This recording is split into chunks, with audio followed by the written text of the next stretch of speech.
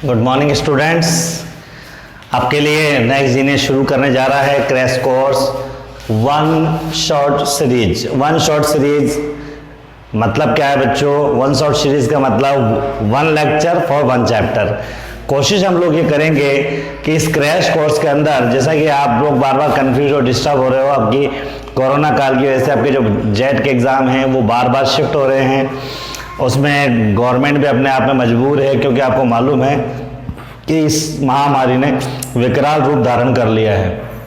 तो उस प्रॉब्लम के अंदर बहुत सारे बच्चे जो है वो क्वेश्चन भी करते रहते हैं कि सर ये डाउट्स हैं, ये डाउट्स हैं। तो मैंने कहा कि भाई जो, या कुछ बच्चे कहते हैं सर कुछ में खास टॉपिक बता दो। तो जैसा हम हर साल क्रैश कोर्स शुरू किया करते थे, एक शॉर्ट टर्म कोर्स, वो हम लोग शुरू कर रहे हैं, जिसका नाम हम लोगों ने लिखा है one short series. In one short series के अंदर कोशिश हम लोग ये करेंगे कि हर एक चैप्टर एक शॉर्ट के अंदर, एक क्लास के अंदर एक चैप्टर हम लोग निपटाए अपना, और कोशिश ये करेंगे उसके अंदर भी कि उन्हीं चीज़ों पर फोकस किया जाए जिनसे ज़्यादातर मोस्ट ऑफ टाइम क्वेश्चंस बनते हैं बच्चों। ठीक है बच्चों? तो इसके अंदर अगर आपको ये समझ में आता है, या यूँ कह सकते हैं आपको अच्छा लगता है, तो चैनल को लाइक करें, सब्सक्राइब करें। और बच्चों अगर आपको ये वीडियोज़ टाइम पर मिलते रहें, रेगुलर मिलते रहे, इसके लिए चैनल को जो है बेल आइकन दबा दें, और उसके बाद में सब्सक्राइब करना ना भूलें बच्चों। ध्यान रहेगा, जेट और आईसीआर के लिए ये दोनों के कोर्स को कवर करते हुए क्लासेस हम लोग रखेंगे बच्चों। और कोशिश ये करेंगे कि इस वन शॉट के अंदर चैप्टर की जितने भी इंपॉर्टेंट चीज़ हैं वो आपके सामने ले आए बच्चों। ठीक है? दूसरा फ़ायदा इस वन शॉट प्रोग्राम का या वन शॉट सीरीज़ का फ़ायदा ये होगा कि it will be available in both series, both language, English as well as Hindi. Hindi और इंग्लिश दोनों के अंदर आपको ये मिलेगी। तो उससे क्या फ़ायदा है कि आपका अगर कोई दोस्त सीबीएसई से हैं या कह सकते हैं इंग्लिश मीडियम से, तो वो भी इसका लाभ ले सकता है, उसको वो भी इसका एडवांटेज ले सकता है। ठीक है बच्चों? तो आज हम लोग शुरू करने जा रहे हैं इसका फर्स्ट लेक्चर। उम्मीद करते हैं कि अगली तिथि, अगली डेट जब भी जेट और आईसीआर की आती है, हम उससे पहले लगभग उससे 10 दिन पहले हम अपना सिलेबस निपटा दें। तो आप जुड़े रहिए, रेगुलर देखते रहिए। ठीक है बच्चों? हमारे इंस्टीट्यूट का नाम आपको मालूम ही, ये जो है नेक्स्ट जीनियस के अकॉर्डिंग, नेक्स्ट जीनियस हमारे इंस्टीट्यूट उसके अकॉर्डिंग चल रहा है सीरीज, और कोर्स का नाम आपको मालूम है वन शॉर्ट सीरीज। तो शुरू करने जा रहे हैं बच्चों हम लोग वन शॉर्ट सीरीज, और आज हमारा फर्स्ट लेक्चर इसके अंदर होगा, वो हम लोग शुरू करने जा रहे हैं बच्चों। उसको कहते हैं हम लोग सरफेस केमिस्ट्री। क्या बोलते हैं बच्चों? Surface chemistry. सरफेस केमिस्ट्री की बात करें, या इसको हम लोग बोलते हैं बच्चों पृष्ठीय रसायन। क्या बोलते हैं बच्चों? पृष्ठीय रसायन। ठीक है बच्चों? ये अपने आप में एक इम्पोर्टेंट सीरीज है, जिसके 2-3 पार्ट हम लोग पढ़ेंगे। खास बात ये बच्चों, इस चैप्टर के अंदर आपको एग्जाम में मिनिमम 3 से 4 क्वेश्चन आपको मिल जाते हैं। तो it is very very important topic at the point of view of your jet और आईसीआर एग्जामिनेशन। ठीक है बच्चों? तो सुनते रहिए। अगर आपको कोशिश है, चाहें तो आप नोट्स बनाते रहिए, प्रैक्टिस करते रहिए। साथ के साथ खास बात और ये बच्चों, जब ये सीरीज पूरी हो जाएगी, इसके मिड में हम लोग कोशिश करेंगे कि आपके लिए एक टेस्ट सीरीज का आयोजन भी करें, जिसके अंदर आपको क्या किया जाएगा बच्चों, जो एग्जाम में जो खास क्वेश्चंस हैं वो किस तरीके से बन सकते हैं, कैसे आ सकते हैं, उसके बारे में भी बात की जाएगी, ताकि हर चैप्टर पे आपके जो डाउट्स हैं वो निकलते रहें बच्चों। ठीक है बच्चों? इसी के अंदर हम लोग कोशिश करेंगे आने वाले टाइम में बच्चों कि इसके एक आध लाइव क्लास भी हम लोग रखें, जिसमें जो आपके डाउट्स है वो लाइव सेशन के अंदर दूर किए जाए। वरना जो टेस्ट सीरीज होगी उसके अंदर आपके जो डाउट्स होंगे बच्चों, वो हम लोग उस लाइव क्लासेस के अंदर सॉल्व करेंगे, ताकि जो पेपर है आपको वो बोर्ड पे सॉल्व कराया जा सके, डाउट्स आपके निकाले जा सके। ठीक है बच्चों? पृष्ठीय रसायन की बात करें, सरफेस केमिस्ट्री की बात करें, तो सबसे पहले तो हम लोग बात कर लें about the topic what is surface chemistry. पृष्ठीय रसायन है क्या चीज? तो बेटा बिल्कुल सिंपल है कि ये कह सकते हैं branch of chemistry which deals with the phenomena of the surface is known as surface chemistry। रसायन विज्ञान के वह शाखा जो किसी भी ठोस की सतह पर होने वाली अन्योन्य क्रियाओं का अध्ययन करती है, अन्योन्य क्रियाओं का अध्ययन करती है, सरफेस केमिस्ट्री कहलाती है। The branch of chemistry which deals with the interaction of outer surface of a bulk is known as surface chemistry। इस पोर्शन के अंदर जो क्वेश्चंस आते हैं बच्चों, हम लोग उसकी बात करते हैं। इस पोर्शन के अंदर 3 से 4 क्वेश्चन आते हैं और उन क्वेश्चंस की अगर हम लोग बात करें बच्चों तो इसको 2-3 पोर्शन में हम लोगों ने बांटा है। उसके अंदर फर्स्ट हमारे पास में आता है इसका फर्स्ट पार्ट आता है, इसका पार्ट ए कह सकते हैं। पार्ट ए कहलाता है बच्चों एब्जॉर्प्शन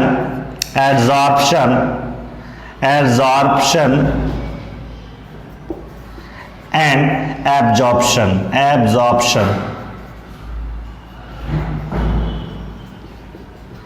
क्या है बच्चों? Absorption and absorption. एब्जॉर्प्शन का मतलब होता है बच्चों अधिशोषण और एब्जॉर्प्शन का मतलब होता है बच्चों अवशोषण। क्या होता है बच्चों? अवशोषण। एक है एब्जॉर्प्शन और एक है एब्जॉर्प्शन। ठीक है बच्चों, इसको पार्ट ए के फॉर्म में हम लोग पढ़ रहे हैं। पहले हम लोग बात करें what is absorption, what is absorption.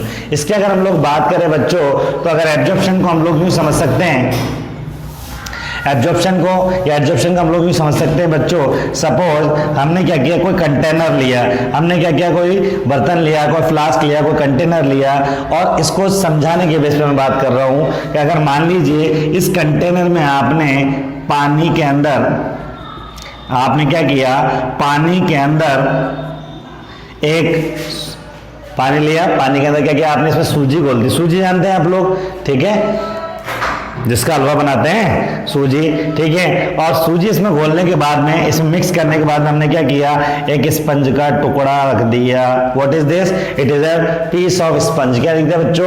It is a piece of sponge. Sponge का टुकड़ा रख दिया, ये स्पॉन्ज है बच्चों आपके, ठीक है, स्पंज का टुकड़ा रख दिया। अब आप क्या देखेंगे, आपको पता है जब इसके अंदर इस बर्तन को में हम लोगों ने पानी के अंदर सूजी घोली हुई है और हम लोगों ने स्पंज का टुकड़ा रख दिया तो पानी तो अंदर एंटर हो जाएगा, लेकिन द पार्टिकल्स ऑफ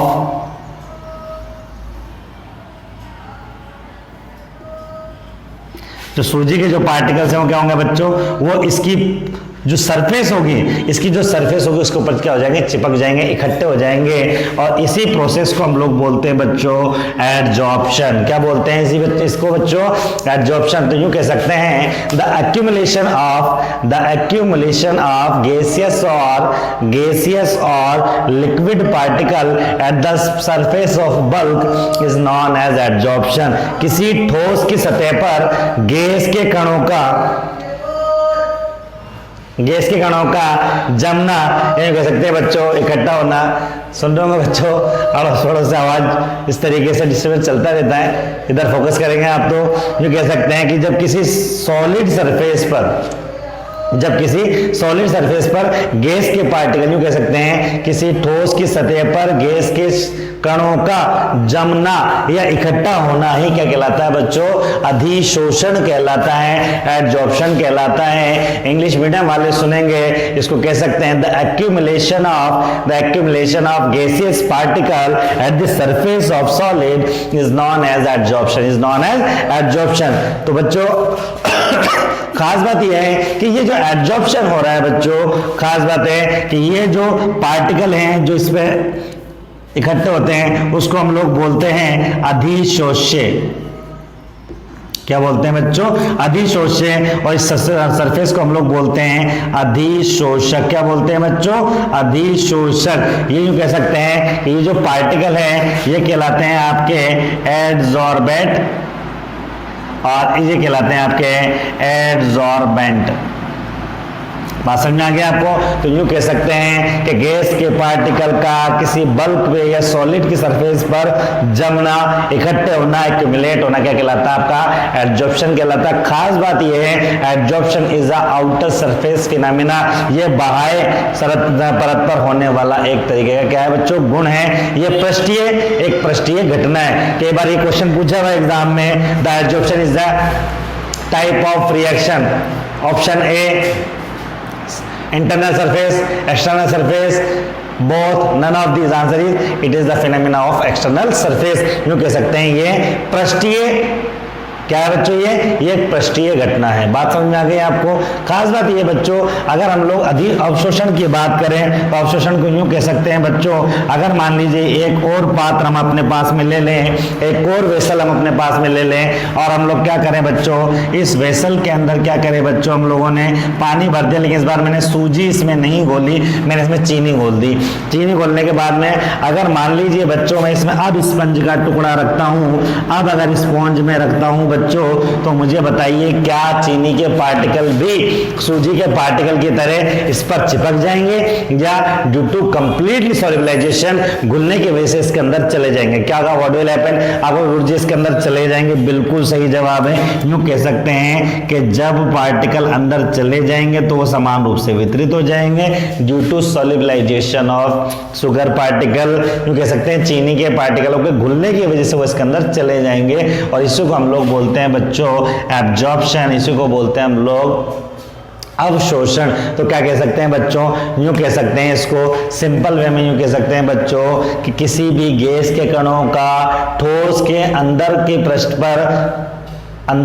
पर घुसना तथा क्या कहते हैं समान रूप से वितरित होना क्या कहलाता है बच्चों, आपका अवशोषण कहलाता है। यूं कह सकते हैं बच्चों the gases particle the process या phenomena in which the particle of gases distributed uniformly into internal surface of the bulk is known as absorption। तो यूं कह सकते हैं जब आंतरिक सतह के अंदर पार्टिकल्स जो कण होते हैं गैस के, जब समान रूप से वितरित होते हैं तो उसे हम लोग क्या कहते हैं बच्चों, एब्जॉर्प्शन कहते हैं, अवशोषण कहते हैं। और जब किसी सतह पर यूं कह सकते हैं बच्चों जमा हो जाते हैं तो उसको हम लोग क्या कहते हैं बच्चों, उसको हम लोग कहते हैं एब्जॉर्प्शन या अधिशोषण। इतनी बात समझ में आ गई होगी आपके। तो एक बात तो समझ में आ गया, यूं कह सकते हैं absorption is the outer surface phenomena while the absorption is the internal surface phenomena। यूं कह सकते हैं बच्चों कि अधिशोषण जो है ये पृष्ठीय घटना है, जबकि अवशोषण जो है वो आंतरिक पृष्ठ की घटना है। इतनी बात आपके समझ में आ गई होगी बच्चों। अगर सपोज बच्चों, ये हालांकि मैं सूजी is not the right example for the process of absorption absorption, इसका सही एग्जाम्पल नहीं है, मैं आपको समझाने के लिए बताया। लेकिन यहाँ पर हम लोग जो बात करेंगे वो accumulation of particle of gas की बात करेंगे। गैस के पार्टिकलों का एंटर होना या सरफेस पर रुकने की बात हम लोग कर रहे हैं बच्चों।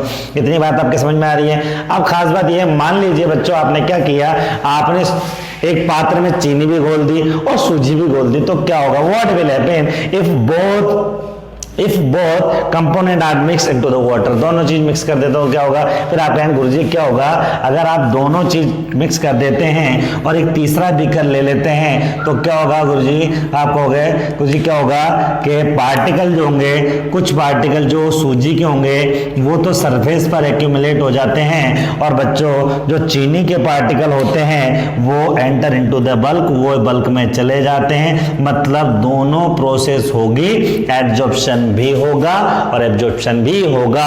तो यूं कह सकते हैं when both phenomena takes place, absorption as well as absorption simultaneously is known as absorption. क्या कहलाता है, जॉब्शन। इसी को हम लोग शोषण बोलते हैं। शोषण वो नहीं जो आजकल एक दूसरे का लोग कर रहे हैं, इट इज शोषण ऑफ केमिस्ट्री।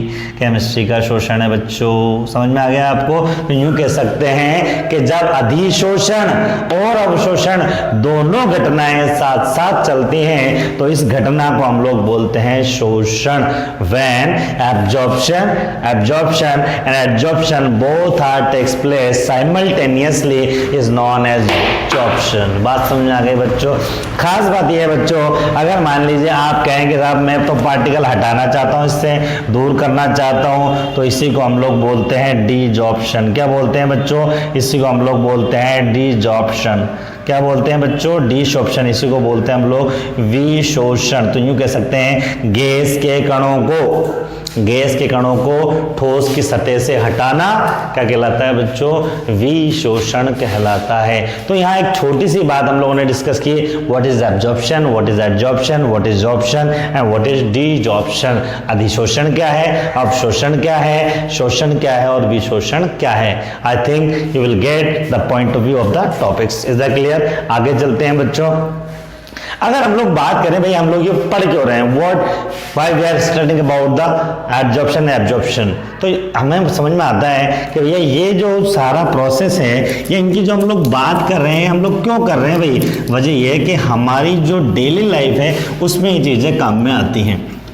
जैसे फॉर एग्जाम्पल अगर हम लोग बात करें आपसे डेली लाइफ के बारे में, एब्जॉर्प्शन के एग्जाम्पल के बारे में, तो मैं आपको बता देता हूं। जैसे फॉर एग्जाम्पल आपसे 2-3 टाइप के क्वेश्चन पूछे जा सकते हैं, इसमें मैं बता देता हूं। जैसे मान लीजिए जब आप चीनी को पानी के अंदर घोलते हैं तो पानी हल्का सा टर्बिड हो जाता है, हल्का सा धुंधला हो जाता है। अगर इसी पानी को आप लोग जानतक झिल्ली से जंतुओं की एनिमल मेम्ब्रेन से छानते हैं तो पानी क्या होता है, कलरलेस हो जाता है, रंगहीन हो जाता है, क्योंकि जो उसके अंदर छोटे छोटे जो पार्टिकल होते हैं येलो कलर के, आप देखना कभी भी जब चीनी को आप पानी में घोलेंगे तो पानी हल्का सा येलोइश हो जाता है, हल्का हल्का पीला हो जाता है। जब इसको एनिमल मेम्ब्रेन से आप फिल्टर करेंगे तो क्या होगा, ये जो कलर होगा उसका वो कलरलेस हो जाएगा। ये आप मान लीजिए आपने यूं कह सकते हैं आपने मिथाइल ब्लू घोल दिया पानी के अंदर, ये मिथाइल ऑरेंज बोल दिया। अब अगर आप इसको जानते हो एनिमल झिल्ली यूँ कैसे तो जानते हो झिल्ली से या एनिमल मेम्ब्रेन से फिल्टर करते हैं तो वो भी कलरलेस हो जाता है। क्यों हो जाता है बच्चों, the particle of the colours particle will be absorb eight the surface of animal membrane. जानते हो झिल्ली की सतह पर उस रंग के पार्टिकल क्या जाते हैं, अधिशोषित हो जाते हैं। ये एग्जाम्पल है किसका, अधिशोषण। और एग्जाम्पल बताता हूं मैं, आपने देखा होगा बड़ी बड़ी जो फैक्ट्रीज होती हैं, फैक्ट्रीज में क्या देखते हैं आप लोग, चिमनी लगा देते हैं, ठीक है। तो उसमें क्या होता है, चिमनी के कॉर्नर पे एक एड्जॉर्बेंट लगा देते हैं, यहां लगा दिया एड्जॉर्बेंट। अभी एड्जॉर्बेंट क्या करेगा, जितने भी कार्बन के पार्टिकल्स होंगे उसको एड्जॉर्ब कर लेगा और फ्रेश एयर बाहर चली जाएगी। तो उससे क्या होगा, तो यूं कह सकते हैं कि जितनी भी चिमनियां होती है उसमें भी एड्जॉर्बेंट या अधिशोषक लगाए जाते हैं, वहां भी अधिशोषण का एग्जांपल आएगा आपको। इसके अलावा अगर हम लोग बात करें अधिशोषण की बच्चों, तो हम लोग ये देखते हैं कि आपके एक जो मेटलर्जी एक टॉपिक हम पढ़ेंगे उसके अंदर धातु कर्म जिसको कहते हैं, तो धातु कर्म के अंदर एक विधि होती है शोधन की जिसको हम लोग कहते हैं वर्ण लेख की। क्या कहते हैं बच्चों, वर्ण लेख की। क्या कहते हैं, वर्ण लेख की। इंग्लिश में कहते हैं इसको क्रोमेटोग्राफी। क्या बोलते हैं बच्चों, क्रोमेटोग्राफी। ये क्रोमेटोग्राफी के अंदर भी क्या होता है बच्चों, क्रोमेटोग्राफी के अंदर भी हम लोग क्या करते हैं, एड्जॉर्प्शन प्रोसेस का यूज करते हैं। जो वो पार्टिकल जो प्रकृति में बहुत कम मिलते हैं, वो तत्व जो प्रकृति में बहुत कम मिलते हैं, उसके अधिशोषण के हेतु वर्ण लेख की विधि का प्रयोग किया जाता है। तो it is based on adsorption. बात समझ आ गई। तो एड्जॉर्प्शन के इतने सारे यूज है। इसके अलावा मैं और बताऊं आपको, मान लीजिए अगर एक आपने पात्र लिया और पात्र में क्या किया, आपने बहुत सारी गैसें ले ली, आपने N2 ले ली, O2 ले ली, H2 ले ली तो आप क्या देखते हैं बच्चों, आप ये देखते हैं कि जब ये गैसें लेते हैं तो इनका जो एक्चुअल प्रेशर होता है, जो वास्तविक दाब है, वो इनका जो दाब होता है वो वास्तविक दाब से कम हो जाता है। क्योंकि क्या होता है बच्चों, इन गैसों के कुछ पार्टिकल क्या करते हैं, सतह पर इकट्ठे हो जाते हैं, जम जाते हैं। इसकी वजह से क्या होता है, इनका प्रेशर नहीं लग पाता।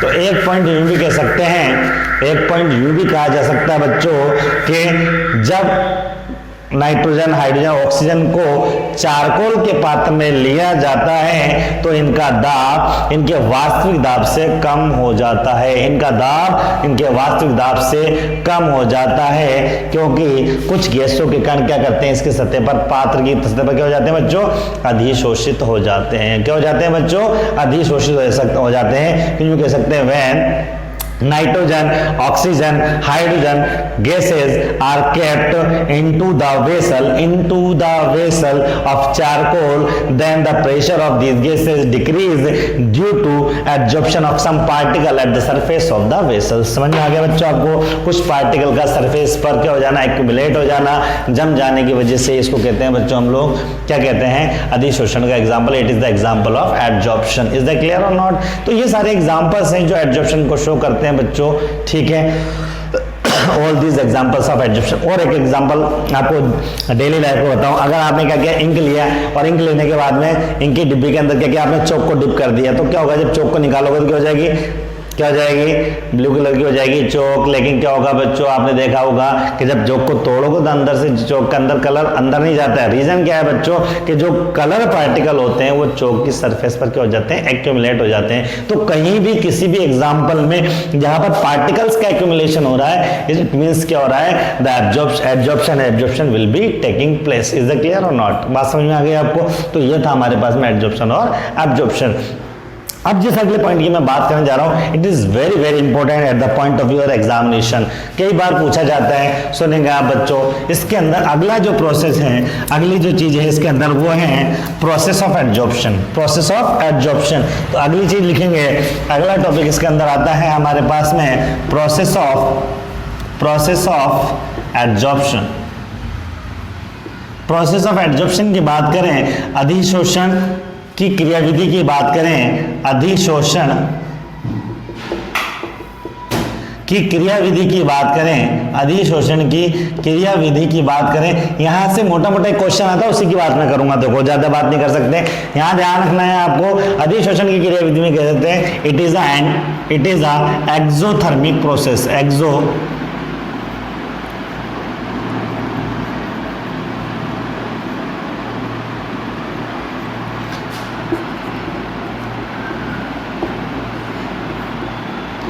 तो यूं कह सकते हैं बच्चों, सिंपल सी बातें हैं कि absorption is a exothermic process. Absorption एक ऊष्माक्षेपी प्रक्रिया है। पूछा हुआ क्वेश्चन एग्जाम में, निम्न में से एब्जॉर्प्शन है, ऊष्माक्षेपी क्रिया है, ऊष्माक्षेपी क्रिया है, दोनों है, दोनों में से कोई नहीं आंसर है। It is a exothermic process. और बच्चों का ध्यान रखना, जो एक्सोथर्मिक प्रोसेस होती है, या एक टॉपिक और एक चीज और सुनोगे आप जब हम लोग थर्मो पढ़ाएंगे, तो वहां बताएंगे कुछ एक प्रोसेस होते हैं, वो होते हैं स्पॉन्टेनियस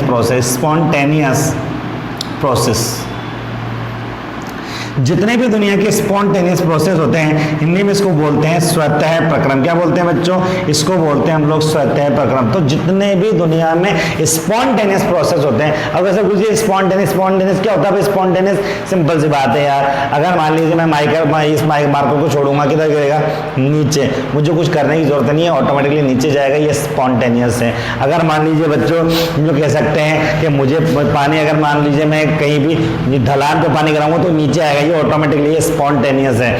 अगर मान लीजिए मैं क्या करूंगा, एक ग्लास के अंदर गर्म दूध ले लूंगा और उसको पानी के अंदर रखूंगा, तो हीट ज्यादा हीट से कम हीट की तरफ हीट का ट्रांसफर होगा, ये भी क्या है? स्पॉन्ट है। तो जिसमें आउटर इंटरफेयर नहीं होता है, ऑटोमेटिकली जो काम होते हैं वो स्पॉन्टेनियस प्रोसेस होते हैं, स्वतः प्रक्रम होते हैं। लेकिन मुझे पानी को नीचे से ऊपर 4 मंजिल पे लेके जाना है, it is non spontaneous process, अस्वतः प्रक्रम ये कहलाते हैं। और दुनिया के जितने भी स्पॉन्टेनियस प्रोसेस होते हैं बच्चों, उनके अंदर ये ध्यान रखना कि डेल एच का मान क्या होता है बच्चों? नेगेटिव होता है। क्या होता है बच्चों?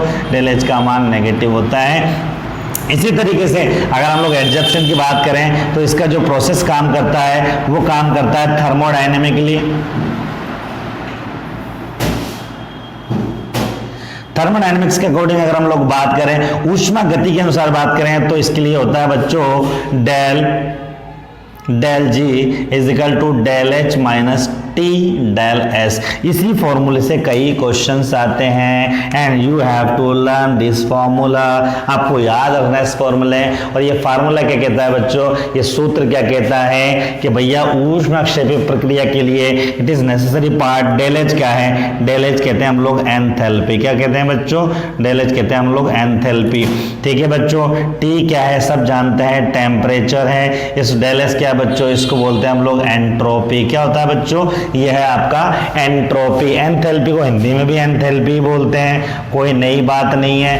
टेम्परेचर को ताप बोलते हैं और एंट्रोपी को एंट्रोपी ही बोलते हैं, कोई चेंज नहीं है। एंट्रोपी क्या होता है? कई बार क्या होता है सर, व्हाट इज एंट्रोपी, यूं पूछा जाता है। अरे यार, एंट्रोपी का मतलब होता है डिस्टर्बनेस। क्या होता है? डिस्टर्बनेस। अगर मान लीजिए यूं कह सकते हैं बच्चों कि 4 बालक इधर बैठे थे क्लास में, मैंने उठा करके उनको इधर की जगह इधर बिठा दिया, एक को उधर बिठा दिया, एक को इधर बिठा दिया, सबको अलग बिठा दिया। मतलब मैं कहूँगा the entropy of students are changed. यूँ कह सकते हैं बच्चों की जो एंट्रोपी थी वो चेंज हो गई। तो change in position is known as entropy. और एक ध्यान रखना बच्चों, सबसे ज्यादा, कि ये पूछा हुआ क्वेश्चन है ये भी, सबसे ज़्यादा एंट्रोपी होती है बच्चों गैस के पार्टिकल की, उसके बाद में होती है लिक्विड की, और उसके बाद में होती है बोलो सॉलिड की। ये भी ध्यान रखना है, सबसे ज़्यादा एंट्रोपी होती है गैस की, उससे कम होती है लिक्विड की, उससे कम होती है बच्चों सॉलिड की। ये बात आपको हमेशा ध्यान ही रखनी है एंट्रोपी की। और एंथैल्पी क्या है? एंथैल्पी वैसे डिटेल्स हम लोग पढ़ेंगे थर्मोडायनेमिक्स में, लेकिन इतना ध्यान रख सकते हैं change in heat is known as enthalpy. किसी की हीट में टेम्परेचर में चेंज हो रहा है, ठीक है, तो उसको कहेंगे एंथैल्पी, और किसी की पोजीशन में चेंज हो रहा है उसको कहेंगे एंट्रोपी। खास बात ये इसमें पूछ लिया जाता है कि इस एब्जॉर्प्शन के अंदर ये जो डेल जी है बच्चों, इस डेल जी का मान होना चाहिए नेगेटिव, इस डेल जी का मान होना चाहिए नेगेटिव, इस डेल एच का मान होना चाहिए नेगेटिव, इस डेल एच का मान भी क्या होना चाहिए बच्चों? नेगेटिव होना चाहिए, और टी डेल एस का मान क्या होना चाहिए बच्चों? पॉजिटिव होना चाहिए। ये बात ध्यान रखनी है। तो यूं कह सकते हैं, अगर आपसे पूछ ले जाए, क्वेश्चन दिया जाए which is correct for adsorption, अधिशोषण के लिए, अधिशोषण के लिए निम्न में से सही कथन है, सही कथन है। ऑप्शन ए लिख देगा डेल जी का मान ऋणात्मक होना चाहिए, ऑप्शन बी लिख देगा डेल एच का मान धनात्मक होना चाहिए, ऑप्शन सी लिख देगा एंट्रोपी का मान धनात्मक होना चाहिए, ऑप्शन डी लिख देगा ऑल। तो सिंपल सी बात ये बच्चों, इस टाइप के क्वेश्चंस आते हैं और हम लोग उसको इस तरीके से डील कर सकते हैं। तो यहाँ जो खास इंपॉर्टेंट बात याद करनी है, ये फॉर्मूला याद करना है, और कौन सा नेगेटिव कौन सा पॉजिटिव होता है ये याद करना है, पूछ लिया जाता है एग्जाम में। बात समझ में आ गई? आगे चलें बच्चों। चलिए, इस चैप्टर में जब हम लोग आगे चलते हैं, इस यूनिट में जब हम लोग आगे चलते हैं बच्चों, प्रोसेस होने के बाद में एक्चुअल में बच्चों क्या है हमारे पास में, एड्जॉर्प्शन जो होता है वो दो टाइप की प्रोसेस होती है। एड्जॉर्प्शन में क्या होता है बच्चों? दो टाइप का प्रोसेस होता है, या दो टाइप का एड्जॉर्प्शन होता है, ठीक है बच्चों। एड्जॉर्प्शन दो टाइप का होता है, एक होता है केमिकल एड्जॉर्प्शन, एक होता है केमिकल एड्जॉर्प्शन, और एक होता है बच्चों फिजिकल एड्जॉर्प्शन। फिजिकल एब्जॉर्प्शन एक होता है आपका रासायनिक, एक होता है आपका रासायनिक अधिशोषण, और एक होता है आपका भौतिक अधिशोषण। क्या होता है बच्चों? भौतिक अधिशोषण। एक होता है आपका केमिकल एड्जॉर्प्शन और एक होता है आपका फिजिकल एड्जॉर्प्शन। देखो बच्चों, एब्जॉर्प्शन था क्या एक्चुअल में? आपने कहा था sir absorption is nothing but the accumulation of gaseous particle at the surface of solid. Gas के पार्टिकल का सॉलिड की सरफेस पर एक्यूमुलेट होना कहलाता है आपका एब्जॉर्प्शन। यही तो बताया था भैया, बताया था, ठीक है। तो यूं कह सकते हैं गैसेस पार्टिकल का किसी सॉलिड की सरफेस पर एक्यूमुलेट होना एड्जॉर्प्शन कहलाता है। और आपको पता है बच्चों, अगर कोई भी पार्टिकल, कोई भी गैस अगर किसी सरफेस से जुड़ रही है तो कंफर्म है it is making a bond, वो बाय अ बॉन्ड, एक बॉन्ड के जरिए जुड़ी हुई है। तो बच्चों देखो, जब यूं कह सकते हैं कि जब अधिशोषक और अधिशोष्य के मध्य, एड्सॉर्बेंट और एड्सॉर्बेट के मध्य जो बॉन्ड बनता है, अगर वो होता है आपका वीक वान डेर वाल बॉन्ड। क्या होता है बच्चों? वीक वान डेर वाल बॉन्ड होता है। अगर आपका दुर्बल वान डेर वाल बल होता है, दुर्बल वान डेर वाल बल होते हैं, तो वो कहलाता है आपका फिजिकल एड्जॉर्प्शन। और अगर अधिशोषक और अधिशोषी पार्टिकल और सॉलिड के मध्य अगर जो बॉन्ड होते हैं वो अगर केमिकल बॉन्ड होते हैं, केमिकल बॉन्ड्स होते हैं, अगर वो केमिकल बॉन्ड्स होते हैं बच्चों, वो रासायनिक बंध अगर हमारे पास में होते हैं, तो इसी को हम लोग बोलते हैं रासायनिक अधिशोषण। और केमिकल बॉन्ड्स आप जानते हो कौन कौन से हो सकते हैं? ये आयोनिक बॉन्ड हो सकते हैं, ये आयनिक बॉन्ड हो सकते हैं, ये कोऑर्डिनेशन बॉन्ड हो सकते हैं, कोऑर्डिनेशन बॉन्ड हो सकते हैं, ये कोवेलेंट बॉन्ड हो सकते हैं, कोवेलेंट बॉन्ड हो सकते हैं। तो यूं कह सकते हैं कि जब पार्टिकल के बीच में आयनिक बंध हो, यूं कह सकते हैं उप सह संयोजक बंध हो या सह संयोजक बंध होते हैं, इन्हीं को हम लोग केमिकल बॉन्ड के तहत रखते हैं। तो जब यूं कह सकते हैं कि इस पार्टिकल्स के बीच में, जिसको हम लोग अधिशोष्य कह रहे हैं, जो सरफेस है जिसको हम लोग अधिशोषक कह रहे हैं, जिन दोनों के मध्य अगर दुर्बल वान डर वाल बंध पाए जाते हैं तो इसे हम लोग भौतिक अधिशोषण कहते हैं बच्चों। और अगर हमारे पास में ये बल पाए जाते हैं, किस किस के बीच में पाए जाते हैं बच्चों, अगर ये पाए जाते हैं हमारे पास में रासायनिक बंध एडसोर्बेट और एडसोर्बेंट के मध्य, तो उसको कहते हैं रासायनिक अधिशोषण। कुछ दो तीन क्वेश्चन इसमें से पूछ लिए जाते हैं, वो बताता हूं मैं खास कहां से क्वेश्चन पूछ जाते हैं। पहली बात तो ये बच्चों कि ये प्रोसेस दुर्बल बॉन्ड है, वीक बॉन्ड है, तो ये कहीं भी बन सकते हैं। और जब कहीं भी बन सकते हैं तो जो चीज आसान होती है वो हमेशा रिवर्सिबल होती है। क्या होती है बच्चों? वो होती है रिवर्सिबल होती है बच्चों। यूं कह सकते हैं इसको बोलते हैं उत्क्रमणीय प्रक्रम, क्रमणीय प्रक्रम। तो एक बात तो हमारे पास में ये समझ में आ गई, और वो यूं कह सकते हैं कि adsorption, physical adsorption is a reversible process. यूं कह सकते हैं बच्चों हम लोग के उत्क्रमणीय प्रोसेस है क्या हमारे पास में? रिवर्सिबल। यूं कह सकते हैं physical adsorption is a reversible process. यूं कह सकते हैं बच्चों भौतिक अधिशोषण एक उत्क्रमणीय प्रक्रम है, जबकि यहाँ पर स्पेसिफिक बॉन्ड बनते हैं जहां पर पोजीशन हो। और आप जानते हो बच्चों कि जहां पर 42 किलो कैलोरी से ज्यादा एनर्जी आपकी लग रही है, then it is form a chemical bond. तो केमिकल बॉन्ड वही होते हैं जहां बॉन्ड एनर्जी कितनी होती है? 42 किलो कैलोरी से ज्यादा होती है। तो यहाँ पर भैया 42 किलो कैलोरी से ज्यादा यूज हो रही है, ठीक है। तो यूं कह सकते हैं बच्चों इसके अंदर कि जब केमिकल बॉन्ड्स बनते हैं तो वहीं बनेंगे जहां पर इतनी एनर्जी होगी, पॉसिबल होगी। तो यूं कह सकते हैं बच्चों, अब ध्यान रखना कि ये क्या होता है? इरिवर्सिबल होता है। ये होता है आपका इरिवर्सिबल होता है बच्चों, ठीक है, अनुत्क्रमणीय होता है। तो पहली बात तो यह है बच्चों कि भौतिक अधिशोषण को उत्क्रमणीय अधिशोषण भी कहते हैं, जबकि रासायनिक अधिशोषण को हम लोग क्या कहते हैं? इरिवर्सिबल प्रोसेस या अनुत्क्रमणीय प्रोसेस भी बोलते हैं। एक खास बात और बच्चों ये है, इसी को हम लोग रसोशोषण भी बोलते हैं। रसोशोषण, इसी को क्या बोलते हैं? रासायनिक अधिशोषण को रसोशोषण भी बोलते हैं। अंग्रेजी में इसको बोलते हैं कीमोजॉर्प्शन। क्या बोलते हैं बच्चों? कीमोजॉर्प्शन बोलते हैं, रासायनिक अधिशोषण का नाम है। दूसरी बात बच्चों ये मैं बता रहा हूं आपको कि यहां पर जब बॉन्ड वीक है तो तोड़ने में यहां पर जो एनर्जी लगेगी वो लगेगी आपकी 20 से 40 किलो कैलोरी, ठीक है बच्चों। और यहां पर बॉन्ड स्ट्रॉन्ग है तो तोड़ने में एनर्जी लगेगी 80 से 240 किलो कैलोरी। तो ध्यान रखना। अभी तो आप कहोगे सर अभी तो आप 42 से ज्यादा बता रहे, तो बच्चों मैं बता रहा था आपको केमिकल बॉन्डिंग के अकॉर्डिंग अगर चल रहे हैं तो। और अगर यहाँ बात करें हम लोग केवल एडजॉर्प्शन की बात कर रहे हैं तो आपको ये ध्यान रखना है कि इसकी जो हीट कैपेसिटी है यूं कह सकते हैं वो होती है 80 से 240। तो यूं कह सकते हैं ऐसा अधिशोषण जिसमें बंद ऊर्जा का मान 80 से 240 किलो कैलोरी होता है वो कहलाता है आपका केमिकल एडजॉर्प्शन। और जिसमें बंद ऊर्जा का मान 20 से 40 किलो कैलोरी होता है वो कहलाता है आपका फिजिकल एडजॉर्प्शन। बात समझ आ गया आपको? टेम्परेचर बढ़ाने पर क्या होता है बच्चों? भौतिक अधिशोषण क्या होता है? घटता है, जबकि रासायनिक अधिशोषण बढ़ता है। ये सारी बातें मैंने आपको बता दी थी। क्लियर हो गया समझ में? तो ये हो गया आपका अधिशोषण का टाइप। 2-3 बातें याद रखनी है इसके अंदर हो जाएगा आपका, बोलो क्या हो जाएगा? ये आपका ये रिवर्सिबल हो जाएगा, ये रिवर्सिबल हो जाएगा। बॉन्ड इसमें 20 से 40 होता है, इसमें 80 से 240 होता है। बात समझ में आ गई आपको?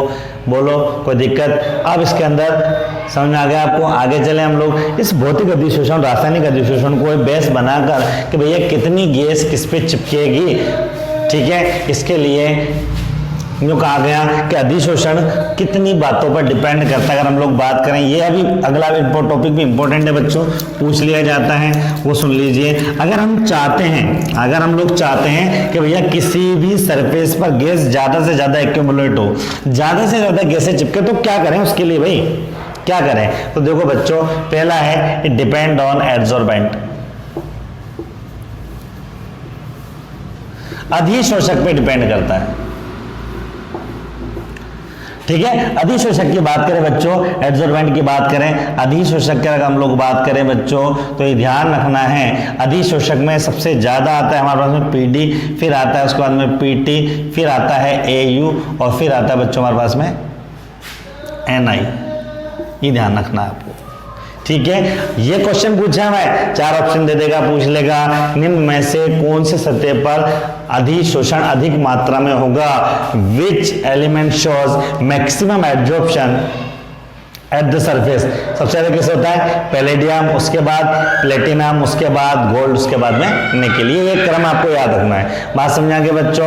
उसके बाद में दूसरा इसके अंदर जो पूछ लिया जाता है क्वेश्चन वो आता है nature of adsorbent, nature of adsorbate यूं कह सकते हैं अधिशोष्य, जिस गैस को चिपकना है, जिस गैस को हम लोगों को सरफेस पे चिपकाना है, उस गैस के अंदर क्या खास बात हो कि उसका ज्यादा एब्जॉर्प्शन हो। तो ध्यान रखना बच्चों, सबसे ज्यादा जो गैस एब्जॉर्ब होती है वो है SO3, ठीक है। उसके बाद में जो गैस एब्जॉर्ब होती है वो होती है NH3, उसके बाद जो गैस एब्जॉर्ब होती है बच्चों वो होती है HCl, उसके बाद जो गैस एब्जॉर्ब होती है वो है बच्चों CO2, उसके बाद जो गैस एब्जॉर्ब होती है वो है CH4, उसके बाद जो गैस एब्जॉर्ब होती है वो है CO, उसके बाद जो गैस एब्जॉर्ब होती है बच्चों वो है हाइड्रोजन, उसके बाद जो गैस एब्जॉर्ब होती है वो होते हैं नाइट्रोजन। यूं कह सकते हैं this is the absorption process of the gases. ये बात पूछ ली जाती है कि क्या कारण है भैया, 1 ग्राम चारकोल का एक टुकड़ा है, एक चारकोल का टुकड़ा है 1 ग्राम का। अब आपसे बोले बताओ भैया इनमें से कौन सी गैस सबसे ज्यादा इस पे चिपकेगी, सबको सारी गैसें हैं पात्र के अंदर, आंसर SO3। मैं कहूँगा क्यों ऐसा क्यों हो रहा है, तो एक बात ध्यान रखना बच्चों, जिस गैस पर प्रेशर लगाने पर वो जितनी स्पीड से लिक्विड में कन्वर्ट होने की टेंडेंसी रखती है, जिसके अंदर कम दाब लगाने पर अगर वह गैस क्या होता है बच्चों, दाब लगाने पर अगर वह गैस द्रव अवस्था में परिवर्तित होने की क्षमता रखती है, जितनी जल्दी द्रव अवस्था में परिवर्तित हो जाती है यूँ कह सकते हैं उसका अधिशोषण उतना ही अधिक होता है। और आपको तो इतनी डेफिनेशन याद नहीं करना, he will not asking your examination what write the reason why the SO3 gas absorb maximum at the surface of 1 gram charcoal। कभी नहीं पूछेगा आपसे कि यार कारण लिख के बता, जेड पूछेगा क्या, नहीं पूछेगा, क्या पूछेगा, डायरेक्ट ऑप्शन पूछेगा which is the gas which maximum absorb at the 1 gram of charcoal। निम्न में से कौन सी गैस 1 ग्राम चारकोल पर सर्वाधिक अधिशोषित होगी, आंसर इज SO3। ये नहीं है तो ये नहीं है तो चारों ऑप्शन में से कोई भी एक हो सकता है। एक एब्जॉर्प्शन की एक चीज और है, वो भी कई बार हम लोग इग्नोर करते हैं, पता लगा पढ़े नहीं, यही पढ़ रहे हैं। वो कहते हैं which is necessary for the absorption, निम्न में से कौन सा कारक है जो एब्जॉर्प्शन को इफेक्ट करता है। ऑप्शन ए दे दे वो अधिशोषक की प्रकृति, ऑप्शन बी दे दे अधिशोष्य की प्रकृति, ऑप्शन सी दे दे अधिशोषक अधिशोषक प्रकृति, बाद में तीसरा दे दे सरफेस, पृष्ठ पर या पृष्ठ की क्षेत्रफल। तो बच्चों एक बात ध्यान रखना, हमेशा एब्जॉर्प्शन वहां ज्यादा होता है जितनी ज्यादा रफ सरफेस होगी। इसका क्या हो जाएगा, रफ सरफेस, जितना ज्यादा खुरदरी सतह होगी उतना ज्यादा अधिशोषण वहां होगा, ध्यान रखना, ठीक है। अधिशोषण होने के लिए खास बात क्या है, सरफेस पे डिपेंड करती है। अब आप जानते हैं अगर चिकनी सतह है तो वहां पर गैस चिपकना मुश्किल है, बॉन्डिंग बड़ी मुश्किल से होती है, और अगर रफ सरफेस है तो वहां पर एक्यूमुलेशन ज्यादा हो सकता है, आप जानते हो। याद ऐसे रख सकते हो, मान लीजिए अगर आप पानी में कहीं बह गए तो कहाँ चिकनी सरफेस पे अपने आप को पकड़ बनाओगे या जो है रफ सरफेस पे, आपको रफ सरफेस पे, तो रफ सरफेस पे एब्जॉर्प्शन ज्यादा होता है। तो एब्जॉर्प्शन अगर हमें बढ़ाना है तो क्या कर सकते हैं हम लोग, उसके लिए हम लोग सरफेस को रफ भी बना सकते हैं। चौथा ये है इसके अंदर पृष्ठीय क्षेत्रफल पर जितनी बड़ी सरफेस होगी एब्जॉर्प्शन गैसों का उतना ज्यादा होता है। ये 4 पॉइंट आपको याद रखने हैं। ये यूं कह सकते हैं these are the factors affecting absorption, ये वो कारक हैं जो अधिशोषण को प्रभावित करते हैं। बात समझ आ गई अपन को, आगे चलते हैं बच्चों, ठीक है।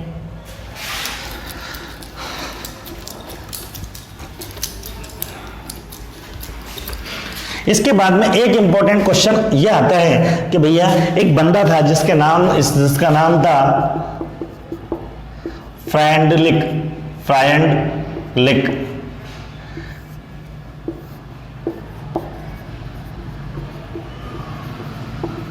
ये फ्रेंडलिक था। फ्रेंडलिक ने क्या कहा भैया कि किसी भी सरफेस पे कितनी गैस एब्जॉर्ब हो रही है, उसके लिए उसने रिलेशन दिया, और उसने रिलेशन दिया x/m इज इक्वल टू के डॉट पी की पावर 1/n। और उसने क्या किया बच्चों, उसने एक ग्राफ खींचा, ठीक है बच्चों, और ग्राफ खींचा और ये बताया कि भैया इधर x/m है हमारे पास में, और इधर हमारे पास में क्या है, p है। x/m क्या है मेरे पास में, x अधिशोषित गैस की मात्रा है, गैस की मात्रा है, ठीक है, और m क्या है, उसका द्रव्यमान है। दोनों एक साथ लिया, अधिशोषण की गैस की मात्रा और द्रव्यमान दोनों के साथ एक साथ लिया, x/m और p के बीच में ग्राफ खींचा, और उसने बताया कि भैया इस ग्राफ को कहा उसने फ्रेंडलिक एडजॉर्प्शन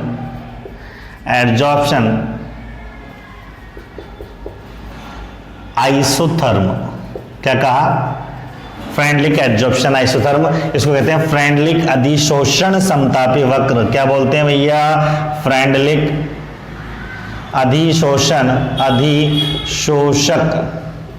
शोषण समतापी वक्र। ये कुछ क्वेश्चन पूछ लिया जाता है कि भैया जो फ्रेंडलिक था उसने किस किस के मध्य ग्राफ खींचा, या फ्रेंडलिक अधिशोषण समतापी वक्र किस किस के मध्य होता है, वो होता है भैया x/m और p के मध्य गैस की मात्रा तथा दाब के मध्य। इतनी बात समझ में आ गई आपको। एक खास बात और बच्चों, अगर मान लीजिए मैं इसका log ले लूं तो क्या होगा, आप कहोगे सर ये हो जाएगा मेरे पास में log x/m is equal to, ये हो जाएगा मेरे पास में log k plus 1/n log p। ये एक फॉर्मूला भी कई बार डायरेक्ट दिया जाता है, ठीक है। अब गुरुजी ये कैसे हो गया, तो देखो बच्चों एक बात मैं बता दूं आपको कि जहां k डॉट p की बात है, जहां भी मल्टीप्लाई होता है इसको यूं कह सकते हैं, अगर मैं लिख दूं log m डॉट n है तो ये हो जाएगा log m plus log n।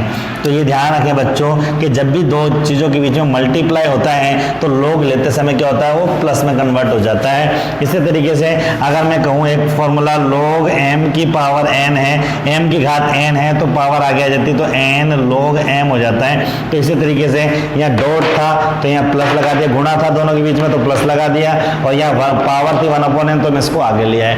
तो ये दोनों फॉर्मूले पूछ लिए जाते हैं। आप ये भी कहो गुरुजी कि x/m log m/n होता है, log m minus n, m minus log n भी तो होता है, बिल्कुल होता है, लेकिन इसने दोनों क्वांटिटी एक साथ ली थी इसलिए इसको अलग अलग नहीं करना है।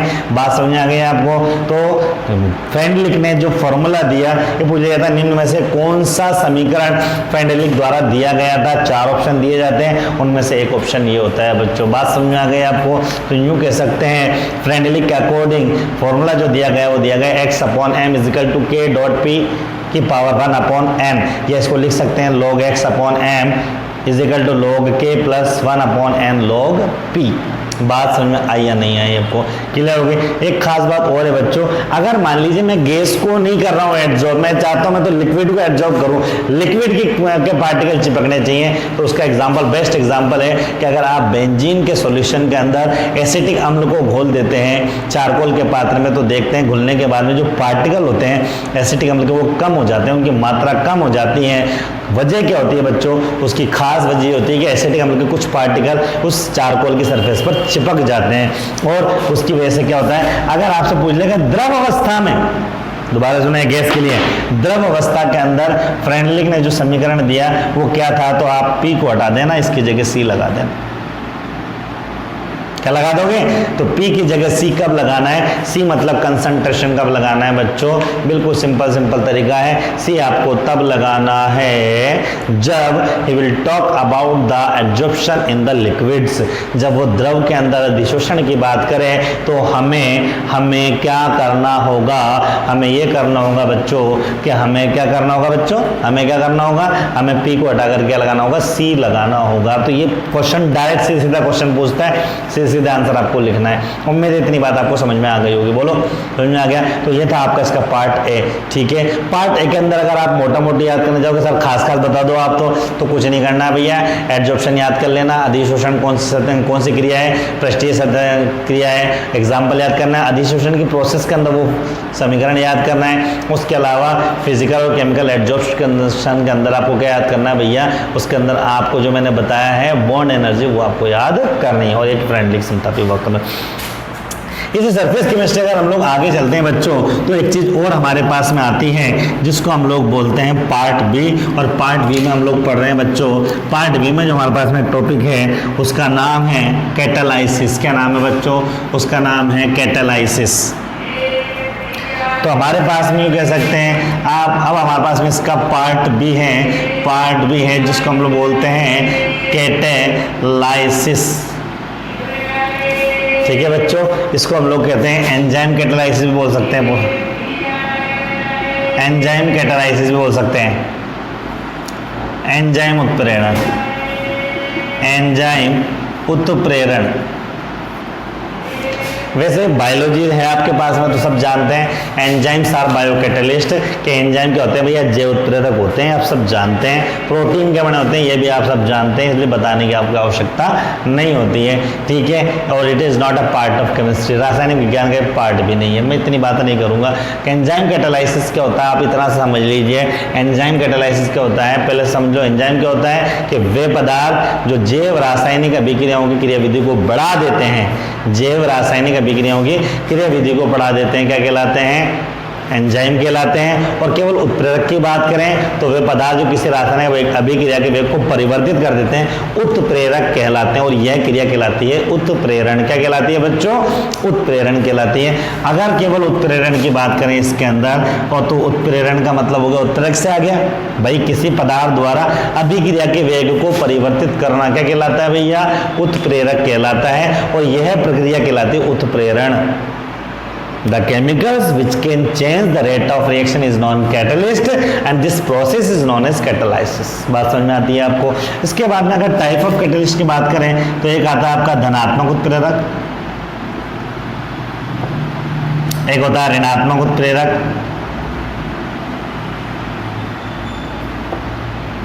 एक होता है इसके अंदर जैव उत्प्रेरक, एक होता है इसके अंदर स्वतः उत्प्रेरक, एक होता है इसके अंदर उत्प्रेरक वर्धक,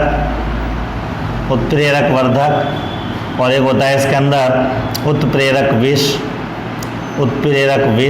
और एक होता है इसके अंदर स्वतः उत्प्रेरक, प्रेरित उत्प्रेरक।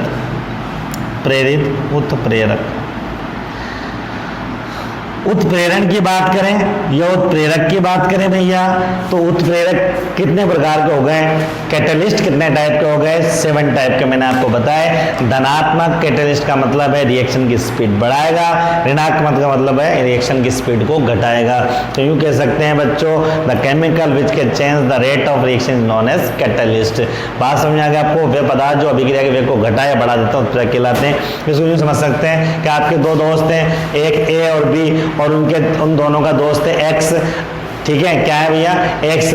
अब दोनों ए और बी में अगर झगड़ा हो जाए तो एक्स क्या कर सकता है, चाहे तो दोनों को समझा दें, लड़ाई बंद करा दें, ठीक है, इस रिएक्शन की स्पीड को कम कर दें, तो नेगेटिव कैटलिस्ट कहलाएगा। चाहे तो उनको और लड़ा दें, भड़का दें एक दूसरे को, तो क्या कहलाएगा? पॉजिटिव कैटलिस्ट कहलाएगा। बात समझ आ गई आपको? तो यूँ कह सकते हैं the chemical which increase the rate of reaction is known as positive catalyst and the chemical which decrease the rate of reaction is known as negative catalyst. वह पदार्थ जो अभिक्रिया के वेग को बढ़ा देता है धनात्मक उत्प्रेरक कहलाता है, तथा वह पदार्थ जो उत्प्रेरक की क्रियाशीलता को घटा देता है ऋणात्मक उत्प्रेरक कहलाता है। धनात्मक उत्प्रेरक का एग्जाम्पल है, यह लिख दिया मैंने N2 + 3H2 = 2NH3, ये लिख दिया मैंने Fe क्या है यहाँ पर? धनात्मक उत्प्रेरक है, जल्दी जल्दी अमोनिया बन जाएगा इसको डालते ही। ऋणात्मक की बात करें तो 2SO2 + O2 = 2SO3। ठीक है बच्चों, यहाँ मान लीजिए मैंने काम में ले लिया NO, ठीक है, और ये हो गया आपका नेगेटिव कैटलिस्ट। तो यूँ कह सकते हैं बच्चों, जब कोई भी रिएक्शन की स्पीड को बढ़ा देता है तो पॉजिटिव कैटलिस्ट कहलाता है, जब किसी भी रिएक्शन की स्पीड को घटा देता है तो नेगेटिव। इसका एक एग्जांपल और पूछ लिया जाता है, 2H2O2 is equal to 2H2O plus O2, काम में लेते हैं यहाँ पर ग्लिसरीन। क्या काम में लेते हैं? ग्लिसरीन। तो यहाँ पर ये एग्जाम्पल दोनों किसके हो गए? ऋणात्मक उत्प्रेरक के उदाहरण हो गए। जैव कैटलिस्ट को ही हम लोग एंजाइम कहते हैं। आप सब जानते हो, वे पदार्थ जो जैव रासायनिक अभिक्रियाओं के वेग को बढ़ा देते हैं जैव उत्प्रेरक कहलाते हैं, इन्हीं को एंजाइम भी कहते हैं हम लोग। और इसके अंदर एग्जाम्पल में आपको जो याद करना है वो सब आप जानते हो। जैव उत्प्रेरक के अंदर आपको जो एग्जाम्पल याद करना है, पहला है इसके अंदर डायस्टेज। डायस्टेज को अगर आप चाहते हो कि माल्टोज में बदल दो तो क्या करोगे बच्चों? आप एंजाइम काम में लोगे इसमें इन्वर्टेज। क्या काम में लोगे भैया? इन्वर्टेज एंजाइम अगर हम लोग काम में लेते हैं, डायस्टेज को ग्लूकोज में कन्वर्ट होता है। ठीक है बच्चों, आपको मालूम है। इसी के अलावा अगर आप चाहते हो माल्टोज में कन्वर्ट हो जाता है। अगर आप चाहते हो कि माल्टोज को ग्लूकोज में कन्वर्ट करना चाहते हो तो क्या करोगे बच्चों? आप लोग यहाँ पर जो एंजाइम काम में लोगे वो कहलाएगा माल्टेज। क्या कहलाएगा भैया? माल्टेज। इसी तरीके से ये ध्यान रखना है आपको, ठीक है भैया। अगर आपको याद करना ग्लूकोज है, ग्लूकोज को अगर आप लोगों को एथेनॉल में कन्वर्ट करना है, एथेनॉल में कन्वर्ट करना है, तो जो आप काम में लोगे वो एंजाइम कहलाता है आपका जाइमेज। क्या काम में लोगे भैया? आप लोगे जाइमेज। या तो पेप्सिन एंजाइम की जरूरत पड़ती है या ट्रिप्सिन एंजाइम की जरूरत पड़ती है। आपको किस में कन्वर्ट कर देता है? ये अमाइनो एसिड के अंदर कन्वर्ट करता है, एमिनो एसिड में कन्वर्ट कर देता है। इसी तरीके से अगर आपको बच्चों मिल्क को तोड़ना है, दूध को तोड़ना है, कन्वर्ट करना है, तो आपको लैक्टोबैसिलस काम में लेते हैं। ठीक है बच्चों, लैक्टोबैसिलस काम में लेते हैं। ठीक है, समझ में आ गया। इसी तरीके से बच्चों अगर हम लोग बात करें दूध के अलावा, अगर हम लोग यूरिया का अगर हम लोग रिएक्ट करना चाहें तो हमें जरूरत पड़ती है यूरिएज एंजाइम की। क्या बनता है भैया? यूरिएज एंजाइम के अंदर कौन सा क्या कन्वर्ट होता है? NH3 अमोनिया और CO का निर्माण होता है। इस तरीके से यूँ कह सकते हैं बच्चों की इसकी जरूरत होती है। लेकिन इसमें भी एक खास बात और इम्पोर्टेंट बात जो मैं आपको बताना चाह रहा हूँ, जो पूछा जाता है एग्जाम में, उसकी मैं बात कर रहा हूँ कि भैया पहली बात तो ये है कि एंजाइम की जो एफिशिएंसी होती है, एंजाइम की जो एफिशिएंसी होती है, एफिशिएंसी ऑफ एंजाइम की बात करें, अगर दक्षता की बात करें तो ध्यान रखना एंजाइम का एक मॉलिक्यूल 1 मिलियन पार्टिकल्स को इफेक्ट कर सकता है। एंजाइम का एक कण 10 लाख क्रियाकारक कणों को इफेक्ट कर सकता है। ये बात आपको ध्यान रखना है। पहली दूसरी बात यह है कि भैया एंजाइम की वो टेम्परेचर जिस पर एंजाइम की क्रियाविधि मैक्सिमम होती है वो कहलाता है आपका ऑप्टिमम टेम्परेचर। क्या कहलाता है भैया? ऑप्टिमम टेम्परेचर कहलाता है। इसको बोलते हैं इष्टतम ताप। तो ध्यान रखना वह ताप जिस पर एंजाइम की क्रियाशीलता अधिकतम होती है, एंजाइम की क्रियाशीलता अधिकतम होती है, क्या कहलाता है बच्चों? इष्टतम ताप कहलाता है। याद रखेंगे आप लोग, इष्टतम ताप कहलाता है। और इष्टतम ताप के अंदर बच्चों ये ध्यान रखना इसकी वैल्यू होती है, कितनी होती है बच्चों? 25 से 35 डिग्री सेल्सियस। मतलब यूँ कह सकते हैं 25 से 35 डिग्री सेल्सियस के ताप पर क्या होता है बच्चों? एंजाइम जो रिएक्टिविटी होती है वो मैक्सिमम होती है। इसी तरीके से अगर हम लोग बात करें बच्चों, और इसको वैसे पूछ सकता है 298 केल्विन से 310 केल्विन, ये भी ध्यान रख लेना, दोनों याद रखने हैं आपको, कुछ भी पूछ सकता है। और इसी तरीके से होता है ऑप्टिमम पीएच, ऑप्टिमम पीएच की बात करें, इष्टतम पीएच की बात करें तो वह पीएच जिस पर एंजाइम की क्रियाशीलता अधिकतम होती है इष्टतम पीएच कहलाता है। और इष्टतम पीएच का एग्जाम्पल बच्चों टाइम वो होता है, पीएच होती है 5 से 7। तो ये याद रखनी है। ये हो गया हमारे पास में जैव उत्प्रेरक के बारे में जो मोटी मोटी बातें जो क्वेश्चन पूछते हैं वो मैंने बता दिया है। बात समझ आ गई आपको? इसके अलावा हम लोग बात करें इसके अंदर हम लोग स्वतः उत्प्रेरक की, तो स्वतः उत्प्रेरक क्या होते हैं बच्चों?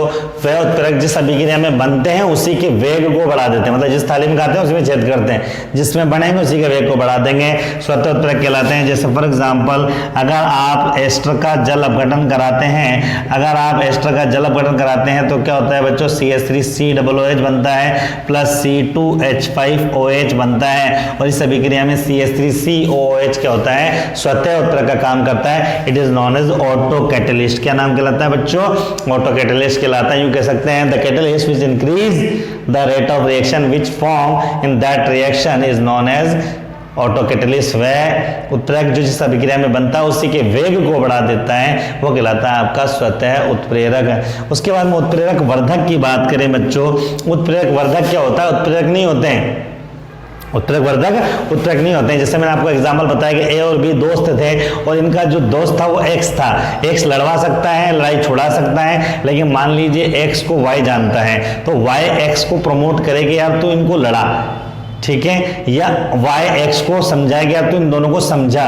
तो यूं कह सकते हैं जब वाई एक्स को एक्स पर काम करता है, ए और बी पे काम नहीं करता है, तो वो कहलाता है आपका प्रोमोटर और पॉइजन। यूं कह सकते हैं कि जब कोई पदार्थ उत्प्रेरक की क्रियाशीलता को बढ़ा देता है तो उत्प्रेरक वर्धक कहलाता है, और जब कोई पदार्थ उत्प्रेरक की क्रियाशीलता को कम करता है तो उत्प्रेरक विष कहलाता है। समझ में आ रहा है आपको? मतलब अगर y x की क्रियाशीलता को बढ़ा देगा तो वो उत्प्रेरक वर्धक है, और y अगर x की क्रियाशीलता को घटा देगा तो क्या कहलाएगा? उत्प्रेरक विष कहलाएगा। जैसे फॉर एग्जाम्पल यही एग्जाम्पल ले लें, और अगर इस एग्जाम्पल के अंदर बच्चों हम लोग क्या करें, यहाँ पर Fe के बाद में अगर MO डाल दें, मोलिब्डेनम, MO मोलिब्डेनम डाल दें तो क्या होता है? ये Fe की क्रियाशीलता को बढ़ा देता है और अमोनिया और स्पीड से ज्यादा बनना लग जाती है। तो उत्प्रेरक वर्धक यूं कह सकते हैं कि वे पदार्थ जो उत्प्रेरक की क्रियाशीलता को बढ़ा देते हैं उत्प्रेरक वर्धक कहलाते हैं। The chemicals which increase the reactivity of catalyst is known as promoters. और जो कहते हैं उत्प्रेरक विष क्या कहते हैं बच्चों? वो होते हैं जो उत्प्रेरक की क्रियाशीलता को घटा देते हैं। जैसे फॉर एग्जांपल एक फेमस रिएक्शन आपने पढ़ी होगी, CH3COCl in presence of PD/BaSO4, ठीक है, क्या बना था? CH3CHO बना था। और आपने पढ़ा होगा इस रिएक्शन का नाम था रोजनमुंड रिडक्शन, रोजनमुंड अपचयन था। और उसमें बता दूं मैं बच्चा आपको, इसमें PD एक उत्प्रेरक होता है, जबकि BaSO4 पॉइजन का काम करता है, उत्प्रेरक विष का काम करता है जो पीडी की क्रियाशीलता को कम करता है। क्या करता है? BaSO4 पीडी की क्रियाशीलता को कम करता है, ये ध्यान रखना है बच्चों। उसके बाद में अगला आता है आपका इंड्यूस्ड कैटलिस्ट। इंड्यूस्ड कैटलिस्ट कहलाता है बच्चों कि ऐसा उत्प्रेरक जिसकी उपस्थिति में दूसरे पदार्थ क्रिया करने लग जाते हैं, वो कहलाते हैं आपके इंड्यूस्ड कैटलिस्ट कहलाते हैं। बात समझ आ गई? जैसे फॉर एग्जाम्पल मैं लिखूँ Na2H2O3 है बच्चों, अगर मैं इसकी रिएक्शन ऑक्सीजन से कराऊंगा तो क्या होता है? रिएक्शन हो जाती है और बन जाता है Na2H2O4 बन जाता है मेरे पास में। लेकिन अगर मान लीजिए मैं इसकी जगह कराऊं इसकी रिएक्शन कराऊं Na3ASO3 की रिएक्शन ऑक्सीजन से कराऊंगा तो ये नहीं होगी। मतलब अगर आर्सेनियस की बात करें, AS की बात करें तो उसकी ऑक्सीजन से रिएक्शन नहीं हो रही है, और अगर मैं बात करूं सोडियम की तो उसमें रिएक्शन हो रही है। अगर मान लीजिए बच्चों मैं क्या करता हूं कि इसको और इसको दोनों को मिक्स कर देता हूं और फिर ऑक्सीजन से रिएक्शन कराता हूं तो रिएक्शन हो जाती है। तो यूं कह सकते हैं बच्चों जब किसी की प्रेजेंस के अंदर रिएक्टिविटी बढ़ जाए तो यूं कह सकते हैं उसको इंड्यूस्ड कैटलिस्ट कहते हैं, प्रेरित उत्प्रेरक कहते हैं। जैसे मान लीजिए यूं कहें क्लास में ए और बी हैं, शांत बैठे रहते हैं, लेकिन जिस दिन एक्स आता है ये दोनों ज्यादा उधम मचाते हैं या ज्यादा शरारत करते हैं, तो क्या है कि एक्स क्या करता है? इन दोनों को इंड्यूस करता है, प्रेरित करता है। बात समझ आ गया आपको? तो ये था आपका टाइप ऑफ कैटलिस्ट। या एक चीज और पूछी जाती है, कैटालाइसिस के बारे में पूछा जाता है। कैटालाइसिस होता कितने टाइप का है? तो कैटालाइसिस दो टाइप का होता है, एक होता है होमो कैटालाइसिस और एक होता है हेटेरो कैटालाइसिस। एक तो होता है बच्चों होमो कैटालाइसिस और एक होता है आपका हेटेरो कैटालाइसिस होता है। एक क्या होता है? होमो कैटालाइसिस, दूसरा क्या होता है? Hetero catalysis.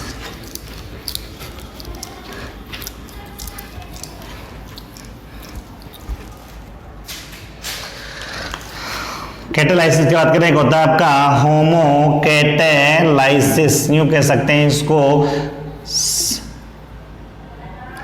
हिंदी में क्या बोलते हैं इसको? इसको बोलते हैं एक होता है हेटेरो कैटालाइसिस, ठीक है, एक होता है होमोकैटालाइसिस और एक होता है हेटेरोकैटालाइसिस। यूँ कह सकते हैं बच्चों, इसके अंदर होमोकैटालाइसिस में क्या होता है, मैंने लिखा 2SO2 plus O2 is equal to 2SO3, यहाँ लिखा मैंने NO।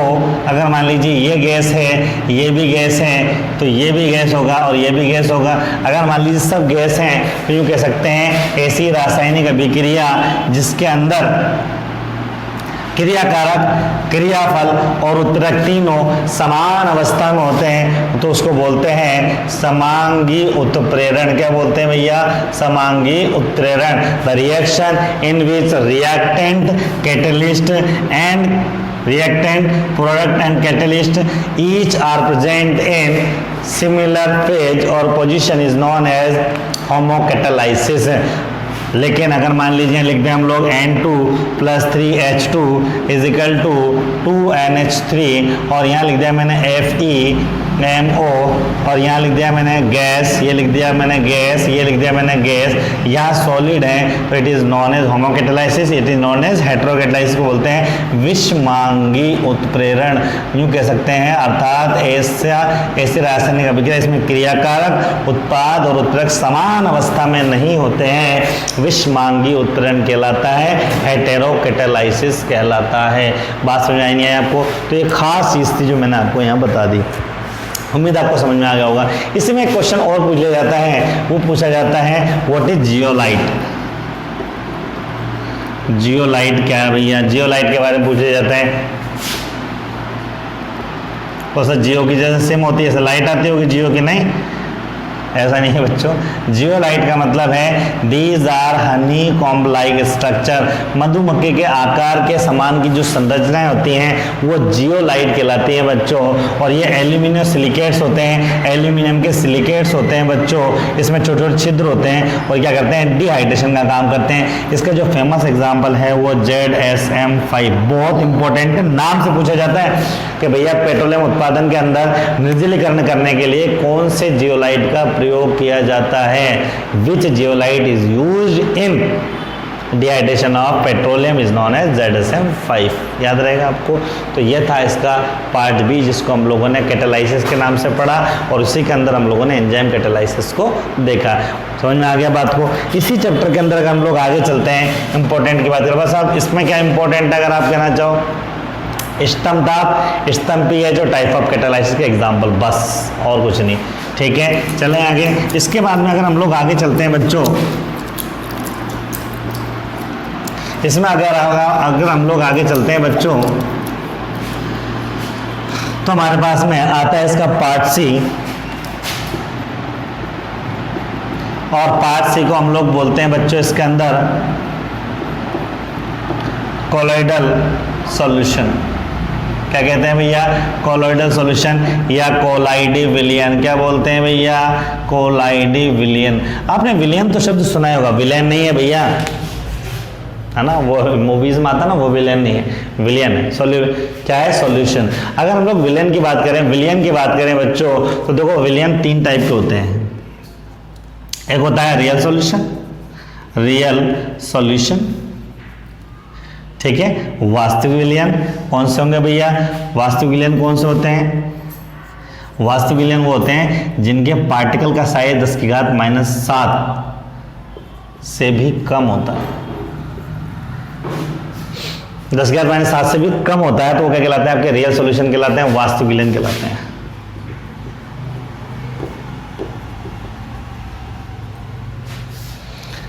यूँ कह सकते हैं बच्चों, एक होता है आपका कोलाइडी विलयन, कोलाइडी विलयन, कोलाइडल सॉल्यूशन। कोलाइडल सॉल्यूशन के बारे में सबसे पहले जो बात की थी वो किसने की थी, ग्राहम ने की थी बच्चों, ठीक है, ग्राहम ने की थी। और इसने कहा था कोलाइडी विलयन वो होते हैं जिनका पार्टिकल का साइज कितना होता है भैया, जिनके पार्टिकल का साइज होता है 10⁻⁵ से 10⁻⁷ सेंटीमीटर। ठीक है बच्चों। इसके बाद में अगर हम लोग बात करें तीसरे सॉल्यूशन की, जिसको हम लोग बोलते हैं बच्चों सस्पेंशन, ये कोलॉइडल सॉल्यूशन है, और एक होता है सस्पेंशन। सस्पेंशन की बात करें, निलंबन बोलते हैं इसको, निलंबन। निलंबन का साइज होता है 10⁻⁴ से अधिक। ठीक है, तो ये कहलाता है आपका कोलोइडल सॉल्यूशन। अब पार्ट सी के अंदर जो जो काम की बात होती है वो क्या पूछी जाती है, इसके बारे में बात करेंगे। तो पहला क्वेश्चन तो ये पूछा जाता है आपका कि कोलोइडल सॉल्यूशन भैया इसके पार्टिकल का साइज कितना होता है। इसका साइज होता है 10⁻⁵ से 10⁻⁷ सेंटीमीटर। पहली बात तो आपको ये याद रखनी है, ठीक है। बात समझ में आ गई। कोलोइडल सॉल्यूशन एक्चुअल में होता क्या है वो मैं आपको बताना चाहूंगा। बात समझ में आ गई, इसको मिटा देता हूं मैं, सुनिए।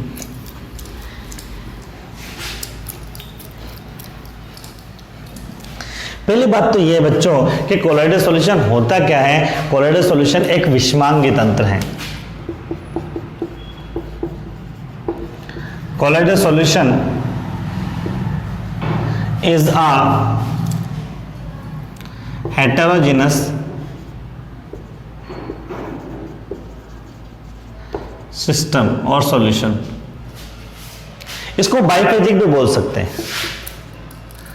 बाइफेजिक भी बोल सकते हैं, ठीक है। बाइफेजिक 2 फेज होती है इसमें, ठीक है, द्विअवस्था होती है इसके अंदर। अब आपको सर ये क्या चीज है, इसको यूं समझो आप बच्चों, देखो इसको यूं समझिए आप कि छोटी क्लासों में आपने पढ़ा था विलयन का मतलब होता है, सॉल्यूशन का मतलब होता है सॉल्यूट और सॉल्वेंट। सॉल्यूट और सॉल्वेंट को मिक्स कर दें तो सॉल्यूशन बन जाता है। सॉल्यूट कहलाता है आपका विलेय और सॉल्वेंट कहलाता है आपका विलायक। और ये ध्यान रखना आपको, जिसकी मात्रा कम होती है वो विलेय होता है, जिसकी मात्रा अधिक होती है वो विलायक होता है, अधिक होती है। जैसे फॉर एग्जांपल आपने क्या किया, 500 ml के अंदर आपने क्या किया, 100 ml 500 ml क्या था आपके पास में, दूध था। आपने क्या किया, 500 ml इसमें 200 ml पानी मिला दिया, तो क्या होगा आपका, ये आपका सॉल्यूट का काम करेगा, ये आपका सॉल्वेंट का काम करेगा, ये विलेय हो गया और ये विलायक हो गया। बात समझ आएगी नहीं आपको। तो किसी भी सॉल्यूशन में जिसकी क्वांटिटी कम होती है वो सॉल्यूट कहलाता है, जिसकी क्वांटिटी ज़्यादा होती है वो सॉल्वेंट कहलाता है, विलायक कहलाता है। अब एक खास बात ये बच्चों इसके अंदर कि यहाँ पर जब कोलाइडी विलयन की बात करेंगे तो यहाँ पर सॉल्यूट को हम लोग सॉल्यूट नहीं बोलते हैं, इसकी टर्म चेंज हो जाती है और इसको हम लोग बोलते हैं डिस्पर्स्ड फेज, और विलायक को हम लोग बोलते हैं डिस्पर्जन मीडियम, डिस्पर्जन मीडियम। इसको हिंदी में बोलते हैं परिक्षिप्त प्रावस्था, परिक्षिप्त प्रावस्था, और इसको बोलते हैं बच्चों परिक्षेपण माध्यम। क्या बोलते हैं भैया, परिक्षेपण माध्यम। ये दोनों चीज ध्यान रखनी है आपको, परिक्षिप्त प्रावस्था और परिक्षेपण माध्यम। बात समझ आ रही है आपको, ये बात आपको ध्यान रखनी है। तो कोलोइडल सॉल्यूशन वो होते हैं भैया, इसको यूं कह सकते हैं वे विलयन जिसमें विलायक के कण जांतव झिल्ली से पार नहीं होते हैं कहलाते हैं आपके कोलोइडल विलयन। यूं कह सकते हैं the solution which solvent particle does not flow from the SPM semi permeable membrane is known as colloidal solution। पूछता क्या है, साइज पूछ लेगा, दूसरा क्वेश्चन ही पूछ लेगा आपसे कोलोइडल सॉल्यूशन के अंदर कि भैया कोलोइडल सॉल्यूशन में आप ये बताइए ये जांतव झिल्ली से पार होंगे कि नहीं होंगे। आंसर है जांतव झिल्ली से पार नहीं होते हैं। बात समझ आएगा आपको। अब बात हम लोग करते हैं कि कोलोइडल सॉल्यूशन का क्लासिफिकेशन क्या, कितने टाइप के होते हैं कोलोइडल सॉल्यूशन। तो बच्चों देखो कोलोइडल सॉल्यूशन को 3 पार्ट में बांटा है। कितने पार्ट में बांटा है, 3 पार्ट, 3 बेस पर इसका क्लासिफिकेशन किया गया है। तो नेक्स्ट हेडिंग है इसके अंदर, नेक्स्ट हेडिंग है इसके अंदर क्लासिफिकेशन ऑफ कोलोइडल सॉल्यूशन, कोलाइडी विलयनों का वर्गीकरण, कोलाइडी विलयनों का वर्गीकरण, कोलाइडी विलयनों का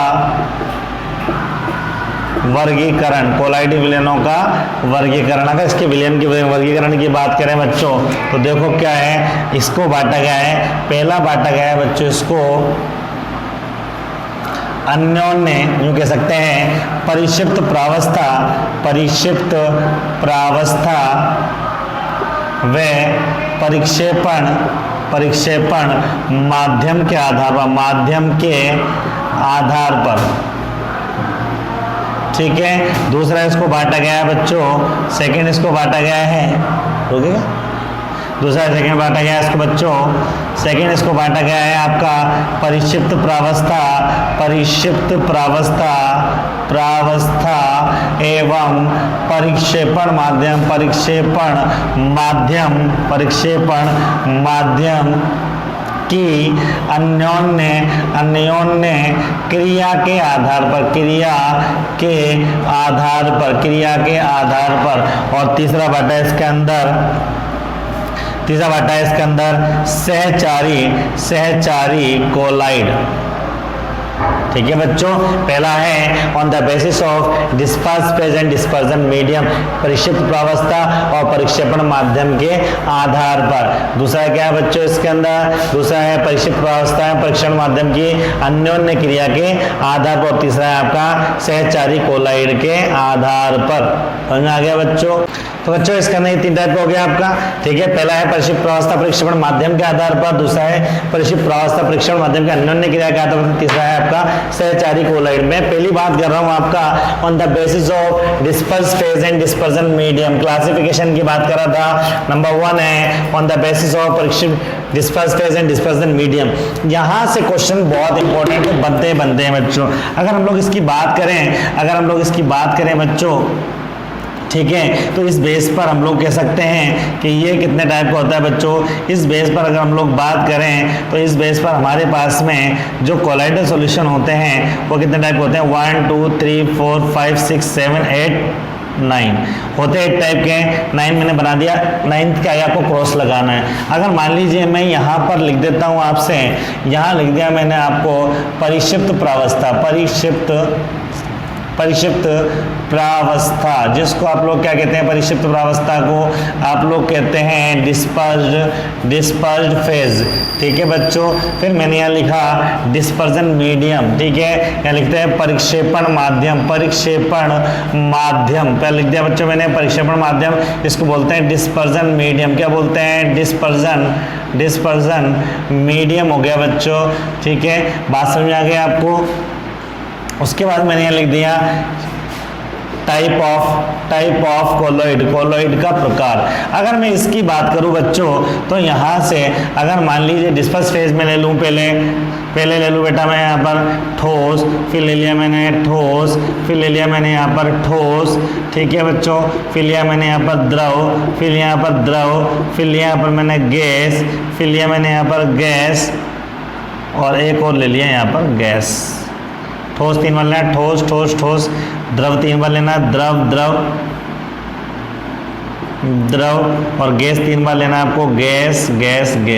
ठीक है, अब मान लीजिए बच्चों अगर आप ठोस में ठोस को घोलते हो तो ये कहलाता है आपका ठोस सोल। क्या कहलाता है, ठोस सोल। तो क्या पूछा जाता है निम्न से ठोस सोल का अर्थ है कि जब परिक्षिप्त प्रावस्था ठोस हो और परिक्षेपण माध्यम के और ठोस हो तो इसको कहते हैं हम लोग ठोस सोल। बात समझ आ गया? जब परिक्षिप्त प्रावस्था ठोस, परिक्षेपण माध्यम पे दोनों ठोस, तो ये कहलाता है आपका ठोस सोल। जब परिक्षिप्त प्रावस्था आपकी ठोस हो बच्चों और परिक्षेपण माध्यम आपका क्या हो, द्रव हो, तो ये कहलाता है आपका केवल सोल। क्या कहलाता है भैया, केवल सोल कहलाता है। और इसी तरीके से बच्चों अगर हम लोग बात करें कि परिक्षिप्त प्रावस्था आपका ठोस हो, परिक्षेपण माध्यम आपका गैस हो, तो ये कहलाता है आपका एरोसोल। क्या कहलाता है भैया, एरोसोल। बात समझ आ गई आपको? इसी तरीके से हम लोग बात करें परिक्षिप्त प्रावस्था आपकी द्रव है और परिक्षेपण माध्यम आपका ठोस है, तो ये कहलाता है आपका सोल। क्या कहलाता है बच्चों आपका, ये कहलाता है आपका, जब परिक्षिप्त प्रावस्था आपका द्रव है, परिक्षेपण माध्यम आपका ठोस है, तो क्या कहलाता है बच्चों आपका, ये कहलाता है आपका जेल। क्या कहलाता है बच्चों, जेल कहलाता है। जब परिक्षेपण माध्यम द्रव है, परिक्षिप्त प्रावस्था भी द्रव है, जब दोनों लिक्विड होती हैं बच्चों तो इसको हम लोग कहते हैं इमल्शन। क्या कहते हैं, इमल्शन। इसी को हम लोग क्या कहते हैं, पायस। Very very important for your exam, बहुत इंपॉर्टेंट है, कई बार पूछा गया है कि भैया जब परिक्षिप्त प्रावस्था परिक्षेपण माध्यम, when dispersed phase and dispersion medium both are liquid, then solution is known as emulsion और पायस। बात समझ में आ गई। आगे हम लोग बात करेंगे emulsion और पायस कितने टाइप का होता है, वो अलग बात है। अभी हम लोग बात कर रहे हैं, इसकी बात कर रहे हैं, ठीक है। जेल के अंदर अगर हम लोग बात करें तो जेल के अंदर आपका मक्खन हो गया, पनीर हो गया, जेली हो गई, जैम हो गई, these are the example of gel. बात समझ आ रहा है आपको। इसी तरीके से अगर एरोसोल की बात करें तो आंधी, तूफान, बादल, ये सब जो है बच्चों, ये सब एरोसोल का एग्जाम्पल्स हैं। बात समझ आ गया आपको। जितने भी रंगीन पत्थर होते हैं वो सॉलिड सोल, ठोस सोल के एग्जाम्पल्स हैं बच्चों। इसी तरीके से हम लोग केवल सोल की बात करें तो कोशिका द्रव्य जो होता है उसके अंदर जो कोशिकांग होते हैं वो सोल का एग्जाम्पल है। बात समझ आ रहा है बच्चों आपको। इसके अंदर इमल्शन की बात करें हम लोग तो इमल्शन के अंदर भी खास बात ये है, अभी इसके टाइप हम लोग देखेंगे, ठीक है। ये चलो हाथ बता देता हूँ आपको। इमल्शन जो होता है बच्चों, ये इमल्शन होता है वो दो टाइप का होता है। इमल्शन दो टाइप का होता है, एक होता है आपका OW और एक होता है WO। एक होता है OW और एक होता है WO। तो तीन चीजें याद रखनी है। पहली बात तो ये ध्यान रखनी है, इमल्शन या पायस बहुत इंपॉर्टेंट है, आएगा एग्जाम में, ज्यादातर क्वेश्चन पूछे गए हैं। क्यों कह सकते हैं इमल्शन या पायस क्या होता है बच्चों, इट इज अ बायफेजिक सॉल्यूशन। ये एक द्विअंगी विलयन है। द्विअंगी क्यों, क्योंकि इसमें द्रव और जो द्रव होता है वो दोनों आपस में मिक्स नहीं होते, अर्थात दो ऐसे द्रवों का मिश्रण जो आपस में मिश्रित नहीं हो सकते हो कहलाता है इमल्शन और पायस। The solution of two immiscible liquids is known as emulsion और पायस। क्यों कह सकते हैं दो अमिश्रित द्रवों का मिश्रण कहलाता है इमल्शन या पायस। मतलब दो ऐसे लिक्विड मिलाए जो आपस में मिल ही नहीं सकते हो, इमल्शन या पायस। जैसे फॉर एग्जांपल आप पानी के अंदर तेल मिलाइए, कोशिश करेंगे जब भी नहीं मिलेगा, उसी को कहते हैं हम लोग इमल्शन या पायस। बात समझ आ गई बच्चों। खास बात ये इमल्शन या पायस की अगर हम लोग बात करें तो OW का मतलब होता है oil in water. Oil in water मतलब हो गया तेल में जल मतलब ये ज्यादा हो गया। तो जिसमें ऑयल ज्यादा होगा मतलब परिक्षेपण माध्यम ऑयल होगा, तेल होगा। परिक्षिप्त प्रावस्था आपके पानी होगी तो ऑयल इन वाटर आपका कहलाता है बच्चों। और ऑयल इन वाटर जो होता है बच्चों उसका एग्जाम्पल है आपका दूध और वेनिश क्रीम। क्या है बच्चों, दूध और वेनिश क्रीम हो गया आपका। दूध और vanish cream are the example of OW emulsion. बात समझ आ गया आपको। OW इमल्शन का एग्जांपल है आपका वेनिश क्रीम और दूध। अगर इसके बाद में अगर हम लोग बात करें बच्चों WO इमल्शन की बात करें बच्चों तो इसके अंदर खास बात यह है हमारे पास में कि जब परिक्षिप्त प्रावस्था हमारे पास में क्या हो बच्चों, परिक्षिप्त प्रावस्था हमारे पास में जल हो और परिक्षेपण माध्यम में जल हो, वाटर इन ऑयल। और जब परिक्षेपण माध्यम क्या हो, परिक्षिप्त प्रावस्था क्या हो आपका, ऑयल हो, ऑयल कम हो, वाटर ज्यादा हो, तो ये कहलाता है आपका क्या कहलाता है बच्चों, ये कहलाता है WO इमल्शन कहलाता है। बात समझ आ गया आपको। इसका एग्जाम्पल आपका हो जाएगा कॉड लिवर ऑयल, इसी का एग्जाम्पल है बच्चों, ठीक है। WO इमल्शन का एग्जाम्पल है आपका कॉड लिवर ऑयल।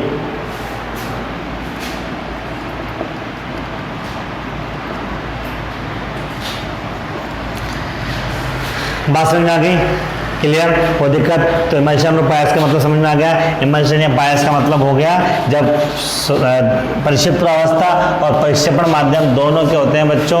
जब परिक्षिप्त अवस्था परिक्षेपण माध्यम दोनों लिक्विड फॉर्म में होते हैं तो उसको इमल्शन या पायस कहते हैं। और इमल्शन और पायस की हमने बात की, उसमें बता दिया आपको दो टाइप के होते हैं। अच्छा खास बात ये, जब तेल जल में मिल नहीं सकता, जल तेल में मिल नहीं सकता तो मिला कैसे रहता, तभी विलयन बन कैसे गया। तो क्या होता है बच्चों, जब दो ऐसी विलयन जो आपस में मिक्स नहीं हो सकते हो, मिश्रित नहीं हो सकते हो, तो मिश्रित करने के लिए क्या होता है बच्चों, मिश्रित करने के लिए हमें क्या करना पड़ता है, एक तीसरा कंपोनेंट डाला जाता है, उसको हम लोग बोलते हैं इमल्सिफाइंग एजेंट। क्या बोलते हैं भैया, इमल्सिफाइंग एजेंट। क्या होता है भैया, इमल्सिफाइंग एजेंट, इसको बोलते हैं पायसीकर्मक। क्या कहते हैं, पायसीकर्मक। तो यूं कह सकते हैं कि जब दो अमिश्रणीय, जब दो नहीं मिलने वाले द्रवों को मिलाना हो, मिक्स करना हो, तो उसके अंदर हम लोग मिलाते हैं, क्या कहलाते हैं बच्चों, उसमें हम लोग मिलाते हैं पायसीकर्मक। क्या कहते हैं बच्चों, उसको हम लोग कहते हैं पायसीकर्मक, ठीक है। बात समझ आ रही है आपको। उसके बाद में अगर हम लोग बात करें बच्चों इसके अंदर आगे बात करें तो बच्चों हमारे पास में अगली चीज आ जाती है कि जब द्रव को द्रव में मिला, द्रव को मान लीजिए अगर हम लोग गैस में मिलाते हैं बच्चों तो ये वापस हमारे पास में कहलाता है एरोसोल। क्या कहलाता है बच्चों? एरोसोल। इस तरीके से जब गैस को हम लोग ठोस में मिलाते हैं तो ये कहलाता है आपका केवल सोल। और इसी तरीके से गैस को जब हम लोग द्रव में मिलाते हैं बच्चों तो ये हमारे पास में कहलाता है फॉर्म। क्या कहलाता है? फॉर्म कहलाता है बच्चों। और गैस के साथ कोलाइडी विलयन नहीं बनता है। तो ध्यान रखना, परिक्षिप्त अवस्था परिक्षेपण माध्यम के आधार पर हमारे पास में कोलाइडी विलयन 8 प्रकार के होते हैं। कितने प्रकार के होते हैं? 8 प्रकार के होते हैं। ठोस का ठोस के साथ, ठोस का द्रव के साथ, ठोस का गैस के साथ, ठोस का ठोस, द्रव का ठोस के साथ, द्रव का द्रव के साथ, द्रव का गैस के साथ। ऐसे द्रव का गैस का ठोस के साथ, गैस का द्रव के साथ, लेकिन गैस का गैस के साथ कोलाइडी विलयन नहीं बनता है। क्यों नहीं बनता है? क्योंकि it is example of homogeneous mixture, क्योंकि एक समांगी तंत्र का एग्जाम्पल है। जबकि जो हमारे पास में कोलाइडी विलयन जो होता है या पायस जो होता है हमारे पास में क्या होता है बच्चों? वो क्या होता है? वो हमारे पास में एक क्या होता है? क्या होता है? किस टाइप का तंत्र है? वो है हमारे पास में एक विषमांगी तंत्र है। बात समझ आ गई? तो इस टाइप से ही कुछ क्वेश्चन इसके अंदर पूछ लिया जाता है। ठीक है। इसी के अलावा अगर यहाँ एरोसोल के एग्जाम्पल बात करें तो आप लगा जो ओस होती है, धुंध होती है, ये एरोसोल के एग्जाम्पल्स हैं। एग्जाम्पल्स कई बार पूछ लिए जाते हैं, आपको याद रखना है। इस तरीके से सेकेंड मैंने आपको क्लासिफिकेशन का आधार बताया, परिक्षिप्त प्रावस्था परिक्षेपण माध्यम की अन्योन्य क्रिया के आधार पर by the interaction between disperse phase and dispersion medium. ये 2 टाइप के होते हैं बच्चों, दोनों इंपॉर्टेंट है। एक होता है लायोफिलिक, एक होता है लायोफिलिक और एक होता है लायोफोबिक। एक होता है लायोफोबिक, एक होता है लायोफिलिक, एक होता है लायोफिलिक का मतलब हो गया, लायोफिलिक का मतलब होता है जल रागी और ये होता है जल विरागी। क्या होता है बच्चों? ये होता है जल विरागी। तो क्या होता है? जल विरागी होता है बच्चों। तो यूँ कह सकते हैं अगर अन्योन्य क्रिया के आधार पर बात करें 2 प्रकार के हो गए, लायोफिलिक और लायोफोबिक। लायोफिलिक की बात करें यूँ कह सकते हैं जिनको आसानी से पानी में घोल के बना लिया जाता है, कहलाते हैं लायोफिलिक। क्योंकि आसानी से बन रहे हैं इसलिए यूँ कह सकते हैं दीज आर रिवर्सिबल कोलॉइड। इनको उत्क्रमणीय कोलाइड भी कहा जाता है। क्या कहा जाता है भैया? इनको कहा जाता है उत्क्रमणीय कोलाइड। क्या कहा जाता है भैया? इसको उत्क्रमणीय कोलॉइड भी कहा जाता है। ठीक है। और लायोफोबिक की बात करें बच्चों तो इनको विशेष विधियों द्वारा बनाया जाता है, इसलिए कहलाते हैं आपके अनुत्क्रमणीय। ये कहलाते हैं आपके अनुत्क्रमणीय कोलॉइड। क्या कहलाते हैं भैया? ये कहलाते हैं आपके अनुत्क्रमणीय कोलॉइड। क्या कहलाते हैं? अनुत्क्रमणीय कोलॉइड कहलाते हैं। इरिवर्सिबल कोलॉइड तो यूँ कह सकते हैं lyophilic is the example of reversible colloid and lyophobic is the example of irreversible colloid. यहाँ पर आपका एग्जांपल है, लायोफिलिक का एग्जांपल है आपका गोंद का जो है, गोंद, गोंद, जिलेटिन और स्टार्च। ये तीनों एग्जाम्पल आसानी से बन जाते हैं। ये कहलाता है आपके लायोफिलिक। जबकि जितने भी मेटल गैसेस, चांदी है, सिल्वर सोल हो गया, एजिसोल हो गया, ठीक है बच्चों, गोल्ड सोल हो गया, सिल्वर सोल हो गया, गोल्ड सोल हो गया, सल्फर सोल हो गया, ये सारे जो सोल होते हैं, या एफी सोल हो गया, आयरन सोल जो हो गया, ये सारे सोल क्या कहलाते हैं? आपके लायोफोबिक कहलाते हैं, द्रव विरागी कोलाइड कहलाते हैं। दूसरी खास बात इसमें मैं बताना चाहूँगा बच्चों आपको कि यहाँ जो एजी है ना, एजी जो सिल्वर का जो आपका वो कहलाता है रक्षी कोलाइड, इसको कहते हैं आर्जिलोल प्रोटोर्जिलोल। क्या कहते हैं? ऑर्जिलोल प्रोटोर्जिलोल। पूछा हुआ क्वेश्चन है व्हाट इज ऑर्जिलोल एंड प्रोटोर्जिलोल। आर्जिलोल और प्रोटोर्जिलोल क्या होते हैं भैया? ये सिल्वर के क्या कहलाते हैं? सिल्वर के रक्षी कोलाइड कहलाते हैं, आर्जिलोल प्रोटोर्जिलोल। और ये जो आईलिड होता है ना, आईलिड का इन्फेक्शन, जो पलकों के जो इन्फेक्शन होते हैं ना, उसमें काम आता है। इसी तरीके से जो गोल्ड का जो सोल होता है, इसको हम लोग कहते हैं केसियस पर्पल। केसियस पर्पल बोलते हैं। क्या होता है? क्या बोलते हैं बच्चों?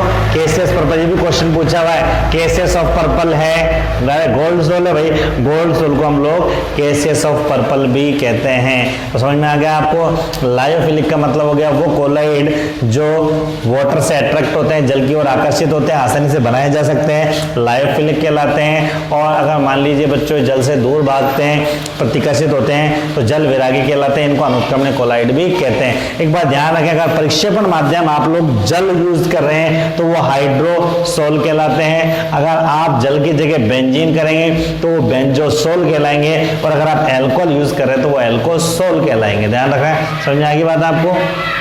हाइड्रोसोल मतलब जिसमें आप लोग जल का यूज करेंगे, बेंजोसोल जिसमें बेंजीन आप माध्यम के रूप में लेंगे, या जिसके अंदर आप लोग क्या अल्कोहल लेते हैं वो अल्कोसोल कहलाता है। इतनी बात समझ में आ गई। इसके बाद में लास्ट बचता हमारे पास में सहचारी कोलाइड, इसको हम लोग बोलते हैं एसोसिएटेड कोलाइड। क्या बोलते हैं? Associated colloid. और एसोसिएटेड कोलाइड का बेस्ट एग्जाम्पल जो है बच्चों, एसोसिएटेड कोलाइड का बेस्ट एग्जाम्पल है आपका साबुन और अपमार्जक। क्या है भैया? साबुन और अपमार्जक इज द एग्जाम्पल ऑफ अपमार्जक कहलाता है आपका एसोसिएटेड कोलाइड। ठीक है, सोप एंड डिटर्जेंट। यहाँ एक दो तीन खास बात मैं आपको बताना चाहूंगा जो क्वेश्चन बनते हैं। मैं सहचारी कोलाइड की बात कर रहा हूं, मैं आपसे सहचारी कोलाइड की बात कर रहा हूं बच्चों।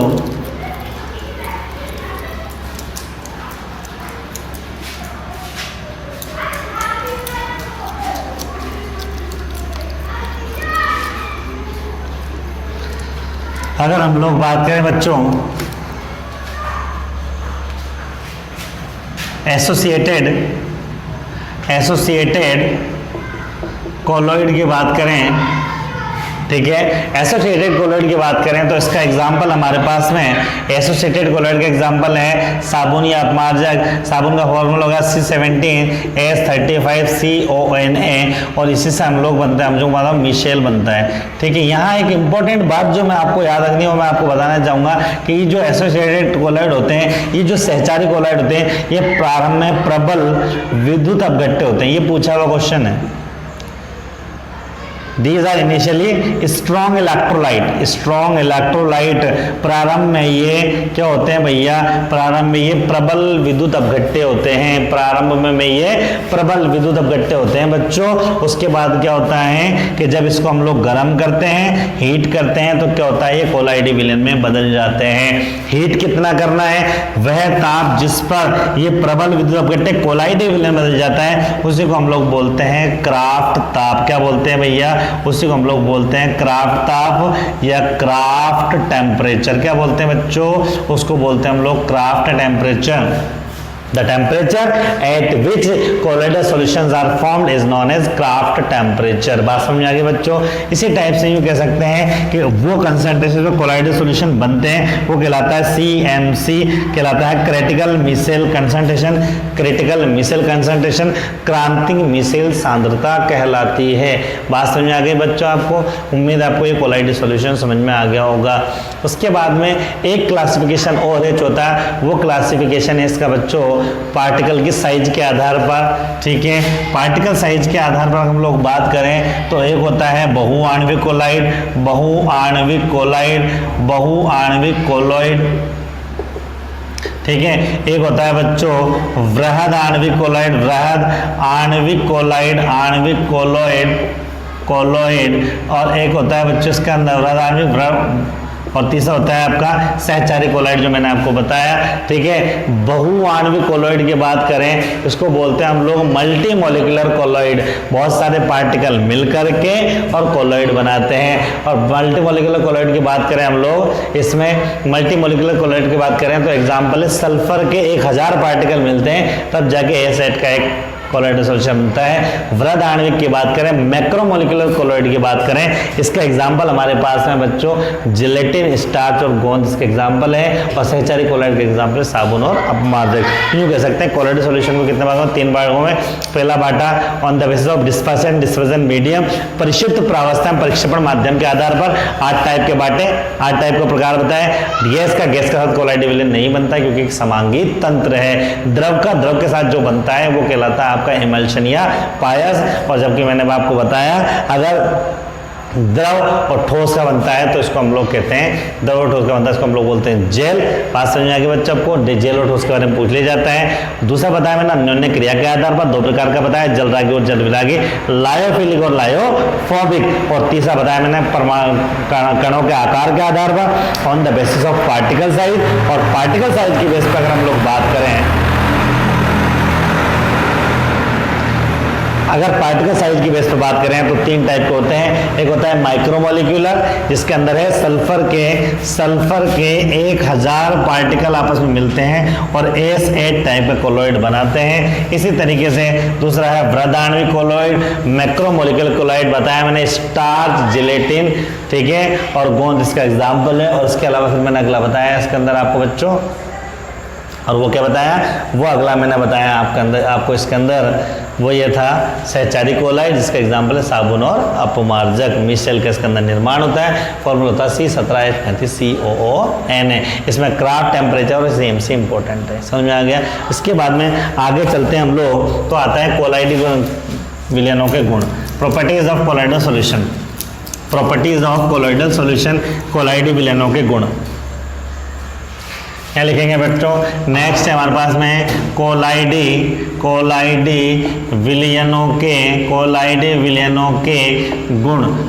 विलयनों के गुण, नेक्स्ट टॉपिक हमारे पास में आ जाता है कोलाइडी विलयनों के गुण, ठीक है। कोलाइडी विलयनों के गुण होता है आपका properties of colloidal solution, properties of colloidal solution. और कोलाइडल सॉल्यूशन की प्रॉपर्टीज की बात करें, गुणों की बात करें, तो सबसे पहला गुण जो बहुत इंपॉर्टेंट है, पूछा जाता है बच्चों, वो है इसके अंदर ब्राउनी गति। क्या नाम बच्चों, ब्राउनी गति, यूँ कह सकते हैं ब्राउनी मोशन। ब्राउनी मोशन क्या होता है बच्चों, जब colloidal solution zig zag motion करते हैं, यादृच्छिक गति करते हैं बच्चों, यादृच्छिक गति करते हैं, यूँ कह सकते हैं रैंडम मोशन करते हैं इस तरीके से, ठीक है। तो उसको हम लोग बोलते हैं ब्राउनी मोशन। क्यों बोलते हैं, क्योंकि रॉबर्ट ब्राउन ने इसकी डिस्कवरी की थी बच्चों, ठीक है। उसके बाद में सेकंड इसका जो प्रॉपर्टीज है वो है बच्चों इसका टिंडल इफेक्ट, ठीक है बच्चों। टिंडल इफेक्ट क्या कहता है कि जब भी कोई कोलाइडल सॉल्यूशन के अंदर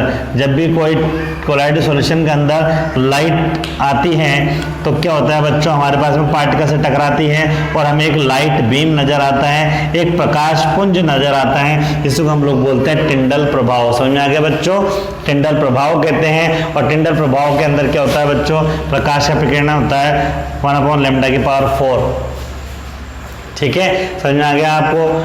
अगर हम इसके बाद में टिंडल प्रभाव, सिंपल सी बात होगी कि जब प्रकाश किरण किसमें, कोलाइडल विलयन में प्रवेश करती तो एक किरण पुंज, एक बीम ऑफ लाइट दिखाई देता है, उसको हम लोग बोलते हैं टिंडल प्रभाव। एक एग्जांपल भी बताता हूँ कॉमन, आपने कई बार रसोई घर देखा और रसोई घर में कहीं छोटे से छेद से जब लाइट आती है तो डस्ट के पार्टिकल ऐसे घूमते हुए देख रहे हैं, वो जो आपको जो दिख रहा है ना, वो आप एक रेज जो दिख रही है, एक पाइप टाइप का दिख रहा है, वही आपका बीम ऑफ लाइट है बच्चों। टिंडल प्रभाव एग्जांपल है इसका कोलाइडल सॉल्यूशन। तो फिर आपको सर क्या वो कमरा कोलाइडल सॉल्यूशन का एग्जांपल, बिल्कुल। उसके अंदर क्या होगा कि डस्ट के पार्टिकल गैस के अंदर क्या होता है, कोलाइड फॉर्म में होते हैं, ध्यान रखना है। इसके बाद में तीसरी बात करें हम लोग, तीसरे गुण की बात करें, तीसरा गुण इसके अंदर होता है बच्चों, वो होता है अवसादन। क्या होता है बच्चों, अवसादन। इसको बोलते हैं हम लोग सेडिमेंटेशन। क्या बोलते हैं इसको, सेडिमेंटेशन। अगर कोलाइडल सॉल्यूशन का एक सिंपल एग्जांपल अगर मैं बात करूं, तो अगर आप ट्यूबवेल से पानी निकालते हो तो आप देखते हो थोड़े से धूल के कण आते हैं, थोड़ी देर उसको वैसे रख दो, आप क्या देखोगे कि जो धूल के कण होते हैं वो नीचे सेटल डाउन हो जाते हैं, डस्ट पार्टिकल नीचे सेटल डाउन हो जाते हैं, वो आपका अवसादन होता है। यूँ कह सकते हैं accumulation of particle at the surface, at the bottom of the vessel is known as sedimentation, ठीक है। कण नीचे बैठ जाते हैं। इसका अगला गुण है बच्चों, और अगला गुण है इसके अंदर अवसादन के बाद में, वो है इस पर आवेश। कोलाइड विलयनों पर एक स्पेशल आवेश पाया जाता है, चार्ज पाया जाता है। चार्ज के बारे में ऐसे क्वेश्चन बहुत इंपॉर्टेंट आता है, गौर से सुनेंगे। चार्ज के बारे में अगर हम लोग बात करें तो बच्चों कोलाइडल सॉल्यूशन पे या तो पॉजिटिव चार्ज होगा या नेगेटिव चार्ज होगा। और ध्यान रखना, ये पूछ लिया जाता है, इसलिए आपको याद रखना है कि भैया नेगेटिव कोलाइड तो कौन से हैं, ऋणात्मक कोलाइड तो कौन से हैं, और पॉजिटिव कोलाइड कौन से हैं, एग्जाम्पल पूछ लिया जाता है, ध्यान रखना है। तो भैया एक बात ध्यान रखना है आपको, नेगेटिव कोलाइड की बात करें तो देखो हमारे पास में हो गया स्टार्च, जिलेटिन, स्टार्च, जिलेटिन, ठीक है, और गोंद। क्या है बच्चों ये हमारे पास में है नेगेटिव कोलॉइड। इसके अलावा बात करें जितने भी मेटल के होते हैं, मेटल के सोल होते हैं, जैसे फॉर एग्जांपल सल्फर सोल हो गया, सिल्वर सोल हो गया, प्लेटिनम सोल हो गया, पैलेडियम सोल हो गया, गोल्ड सोल हो गया, ये सारे सारे सोल क्या है नेगेटिव कोलॉइड का एग्जाम्पल है। इसके अलावा जितने भी अम्लीय रंजक होते हैं, एसिडिक डाई होती हैं, अम्लीय जो रंजक होते हैं, अम्लीय रंजक में आप लोग सकते हो इयोसिन,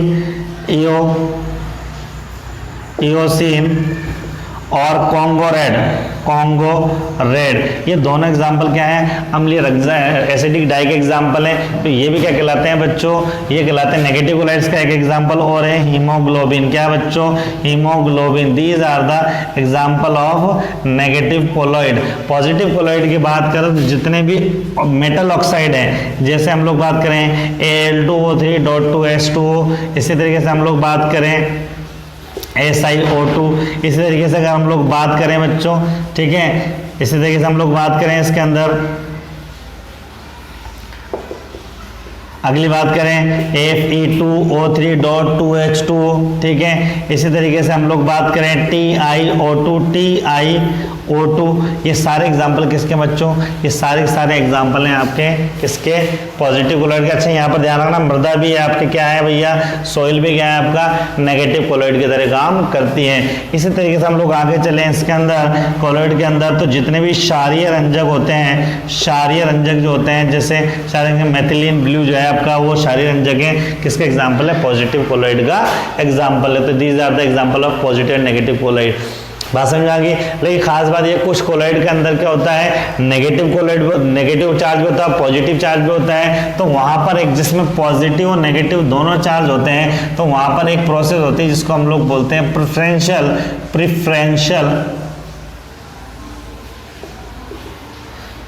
प्रेफरेंशियल एडजॉर्प्शन।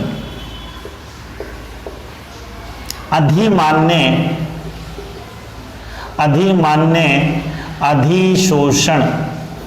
अधिमान्य अधिशोषण क्या होता है बच्चों, यूं कह सकते हैं कि जब किसी कोलॉइड विलयन में पॉजिटिव और negative both charge are available, then अधिमान्य अधिशोषण preferential adsorption are takes place. आपको वैसे ये होता क्या है, तो यूं समझो बच्चों, आपने क्या किया, बिल्कुल सिंपल है, बता रहा हूं आपको।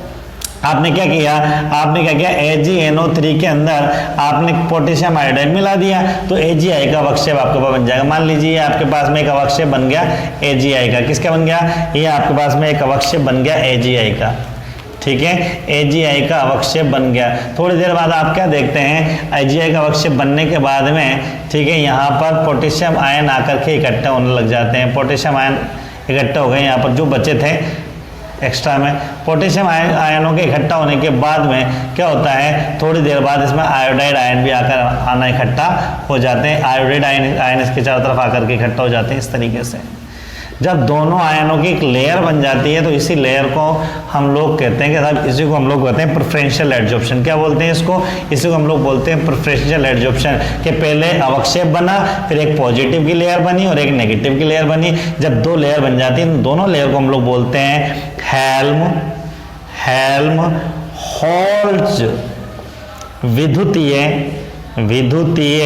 दोहरी परत। क्या कहता है बच्चों, दोहरी परत, यूं कह सकते हैं।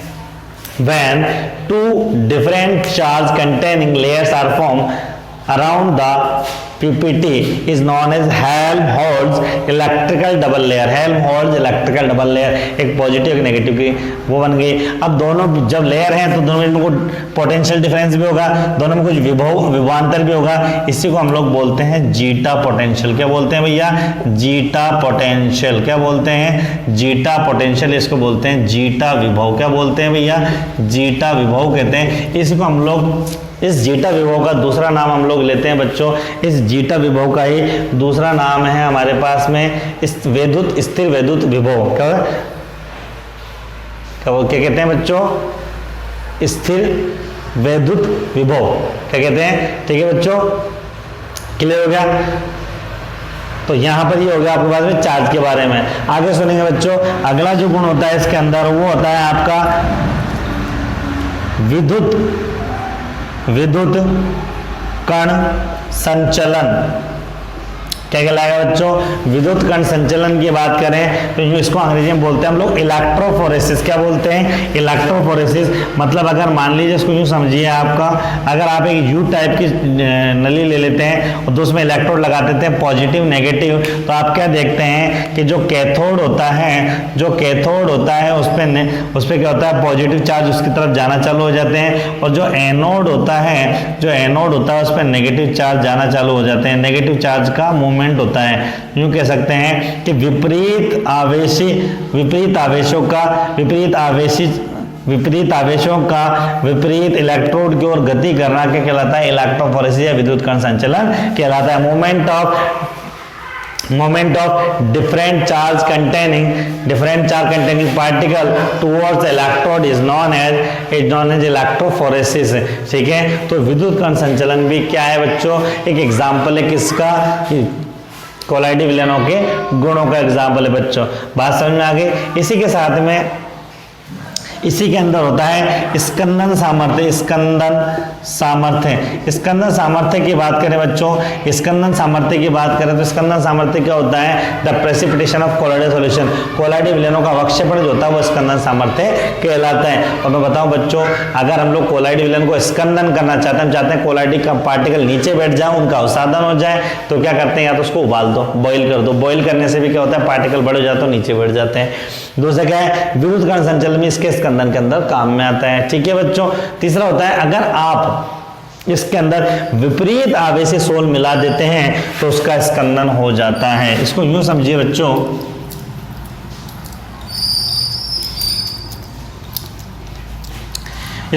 हम लोग बात करें स्कंदन की। स्कंदन क्या कहता है? स्कंदन ये कहता है कि अगर आपको कोलाइडी विलयन को, जैसे मान लीजिए स्कंदन को यूं समझिए आप कि आपके पास में पानी के अंदर डस्ट के पार्टिकल आप चाहते हैं वो नीचे बैठ जाए, स्कंदित हो जाए, तो आप क्या क्या कर सकते हैं? तो पहली बात तो ये कि आप उसको बॉइल कीजिए।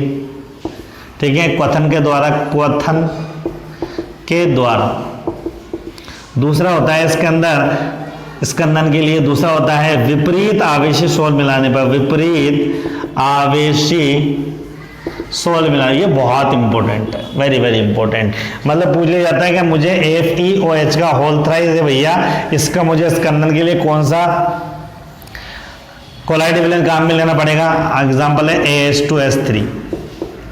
ये धनात्मक सोल है, ये ऋणात्मक सोल है। तो किसी भी धनात्मक सोल को ऋणात्मक सोल के द्वारा क्या किया जा सकता है? स्कंदन किया जा सकता है। और स्कंदन के लिए एक बहुत इंपॉर्टेंट रूल्स है जो एग्जाम में आता है, और उसी को हम लोग बोलते हैं बच्चों हार्डी और सुलजे का नियम। क्या बोलते हैं भैया? हार्डी सुलजे का नियम। हार्डी सुलजे लो क्या कहता है? हार्डी सुलजे का नियम ये कहता है कि जो स्कंदन सामर्थ्य होती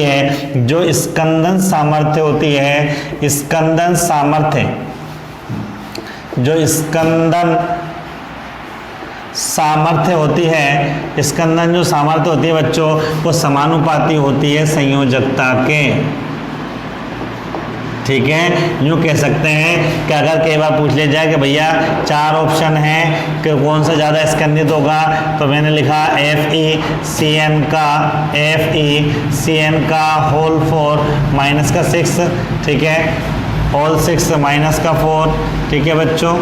इसके अलावा है आपके पास में PO4 माइनस का 3, इसके अलावा है SO4 माइनस का 2, उसके अलावा Cl माइनस। तो जितना ज़्यादा नेगेटिव चार्ज होगा उतना ज़्यादा स्कंदन होता है। पूछेगा 4 ऑप्शन देगा आपको, वो पूछेगा बताओ सबसे ज़्यादा स्कंदन किसका होगा, तो जितना ज़्यादा नेगेटिव होगा उतना ज़्यादा उसका स्कंदन होगा। इस तरीके से पॉजिटिव की बात करें तो सबसे ज़्यादा स्कंदन किसका होता है? Si+4 का होता है। उसके बाद में स्कंदन किसका होता है? Al+3 का होता है। उसके बाद स्कंदन किसका होता है? उसके बाद में Ba+2 का होता है। उसके बाद स्कंदन किसका होता है? Na+ का होता है। तो यूँ कह सकते हैं हार्डी और सुलजे ने एक बात कही भैया कि जितना पॉजिटिव या जितना अधिक नेगेटिव चार्ज होता है, जितना अधिक पॉजिटिव या जितना अधिक नेगेटिव चार्ज उसके ऊपर लगा होता है, उसका स्कंदन सामर्थ्य उतनी अधिक होती है। ये कहलाता है आपका हार्डी और सुलजे का नियम। तो ये थी आपके these are mostly properties of colloidal solution. Colloidal solution में क्या क्या गुण होते हैं, बात समझ में आगे बच्चों। इसके बाद में अगला टॉपिक आता है preparation method of colloidal solution. कोलाइडी विलयनों को बनाने की विधियों के अंदर केवल ज़्यादा नहीं है आपके पास में, अगर हम लोग बात करें तो विधियां हमारे पास में पहला है इसके अंदर पेप्टिकरण। पेप्टिकरण। उसके बाद में है दूसरा ब्रेडिंग आर्क विधि, ब्रेडिंग आर्क विधि, आर्क विधि।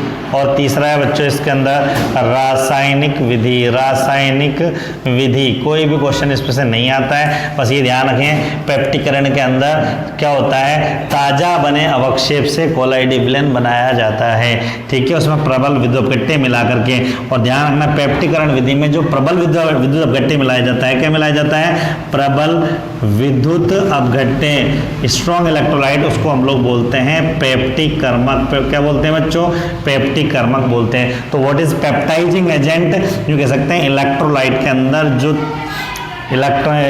स्ट्रॉन्ग इलेक्ट्रोलाइट जो अवक्षेप में मिलाते हैं, पीपीटी के अंदर हम क्या मिलाते हैं, अवक्षेप के अंदर क्या मिलाते हैं बच्चों, हम लोग मिलाते हैं प्रबल विद्युत अपघट्य, इसी को हम लोग पेप्टिकर्मक कहते हैं। ब्रेडिंग आर्क विधि के अंदर क्या होता है, सॉल्यूशन लेके उसमें क्या कहते हैं, इस टाइप का क्रूसिबल ले लेते हैं। संघनन विधि पे काम करती है प्रोसेस, संघनन कंडेंस, जो हम लोग आपस में टच करते हैं तो स्पार्क होती है और पार्टिकल आपस में चिपक जाते हैं, कोलाइडल सॉल्यूशन बन जाता है। रासायनिक विधि के अंदर आपका ऑक्सीकरण, अपचयन, अपघटन, द्विअपघटन आता है। तो ज़्यादा क्वेश्चन इसमें से आते नहीं प्रिपरेशन मेथड में से, केवल पेप्टिकरण इसके अंदर आपका इंपॉर्टेंट है, पूछ लिया जाता है। और आपसे पूछ लिया जाता है पेप्टिकरण किसका विपरीत है, तो ब्रीडिंग आर्क विधि में संघनन है और उसमें संघनन को तोड़ते हैं हम लोग।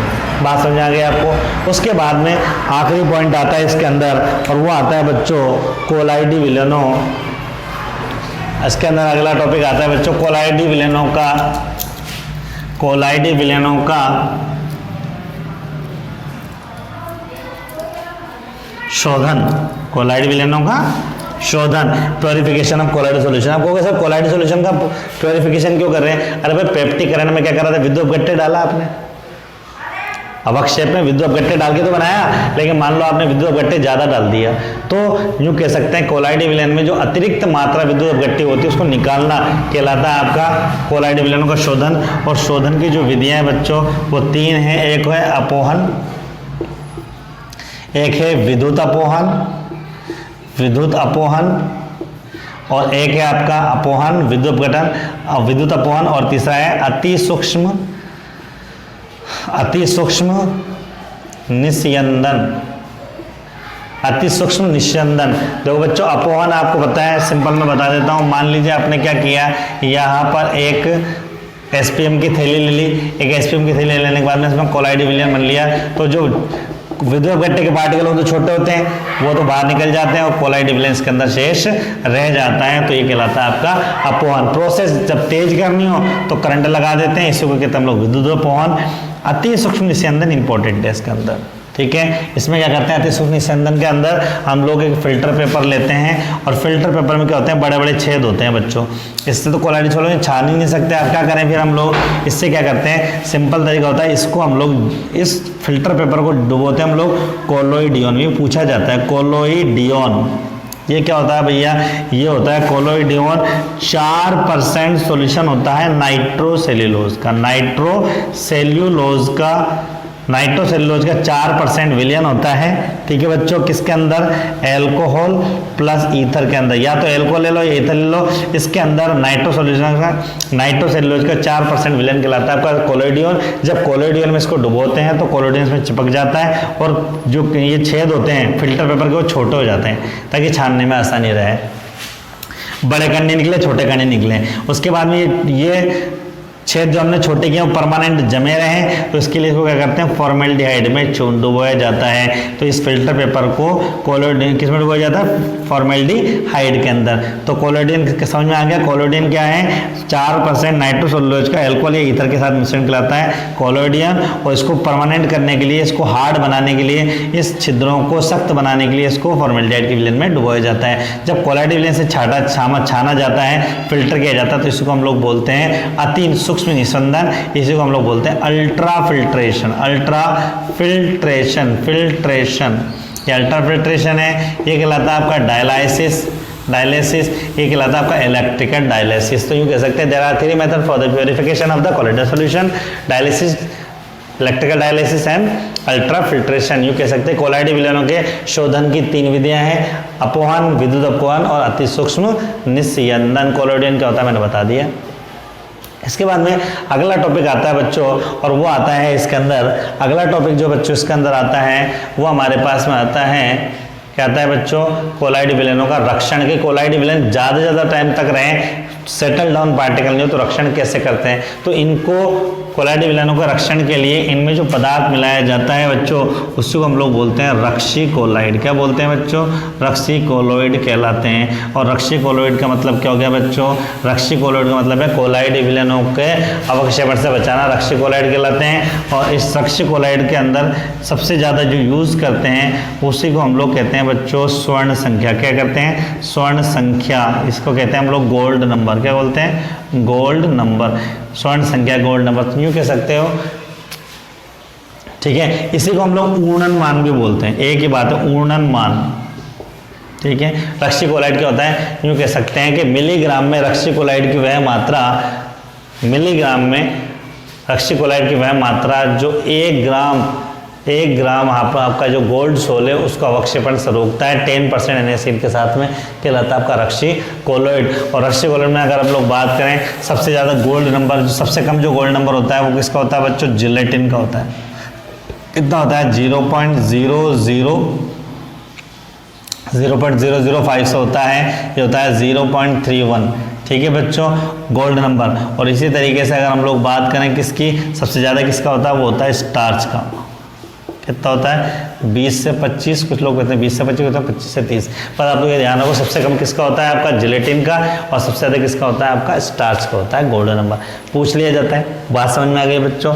तो ये था आपका ओवरऑल चैप्टर जिसको हम लोग सरफेस केमिस्ट्री के अंदर बात कर रहे थे, और उसके अंदर हम लोगों ने बात किया किसके अंदर, एब्जॉर्प्शन के बारे में। उसके बाद में बात की हम लोगों ने एंजाइम कैटालाइसिस के बारे में, उसके बाद में बात की हम लोगों ने कोलाइडल विलयन के बारे में, ठीक है बच्चों। क्रैश कोर्स है, कुछ चीज़ें हो सकता है इसके अंदर रहेगी, लेकिन क्या है कि आपके एग्जाम के लिए जो चीज़ें सफिशिएंट थी वो मैंने आपको बढ़ा दी इसके अंदर। कई बार क्या होता है, बहुत सारे जो टीचर्स होते हैं वो अपने लेवल से बहुत ज़्यादा मतलब IIT JEE मेंस वगैरह की भी चीज़ें इसके अंदर पढ़ाते हैं, वो अननेसेसरी है, पढ़ाया जा सकता है, लेकिन अपने पास में क्या है कि अपन चाहते हैं इस कोर्स का इस तरीके से निपटाएं कि अपना काम भी हो जाए और एग्ज़ाम तक 1 या 1.5 महीने के अंदर हम अपने जो तैयारी है उसको वापस रिवाइव कर लें, अपने टॉपिक्स को रिवाइव कर लें, ठीक है बच्चों। फिर इसमें खास बात यह है कि कुछ क्वेश्चन स्पेशल हैं या कुछ और डिटेल होनी चाहिए थी, तो जब हम लोग इसकी टेस्ट सीरीज लेंगे और जब उसकी लाइव क्लासेज या जो एक्सप्लेनेशन क्लासेस लेंगे, टेस्ट पेपर वाली क्लासेस लेंगे बच्चों, उसके अंदर और डिटेल्स आपको समझा देंगे। बाकी आप इसके अंदर हमारे जो हेल्पलाइन नंबर है वो 9928686827 नंबर है, इसके अंदर क्या कर सकते हैं आप लोग, आप मैसेज कर सकते हैं, कोई डाउट्स हो आपको पूछ सकते हैं, ठीक है बच्चों। या फिर कमेंट बॉक्स जो आता है यूट्यूब का उसके अंदर आप डाल सकते हैं, तो उसके अंदर आपको बता दिया जाएगा।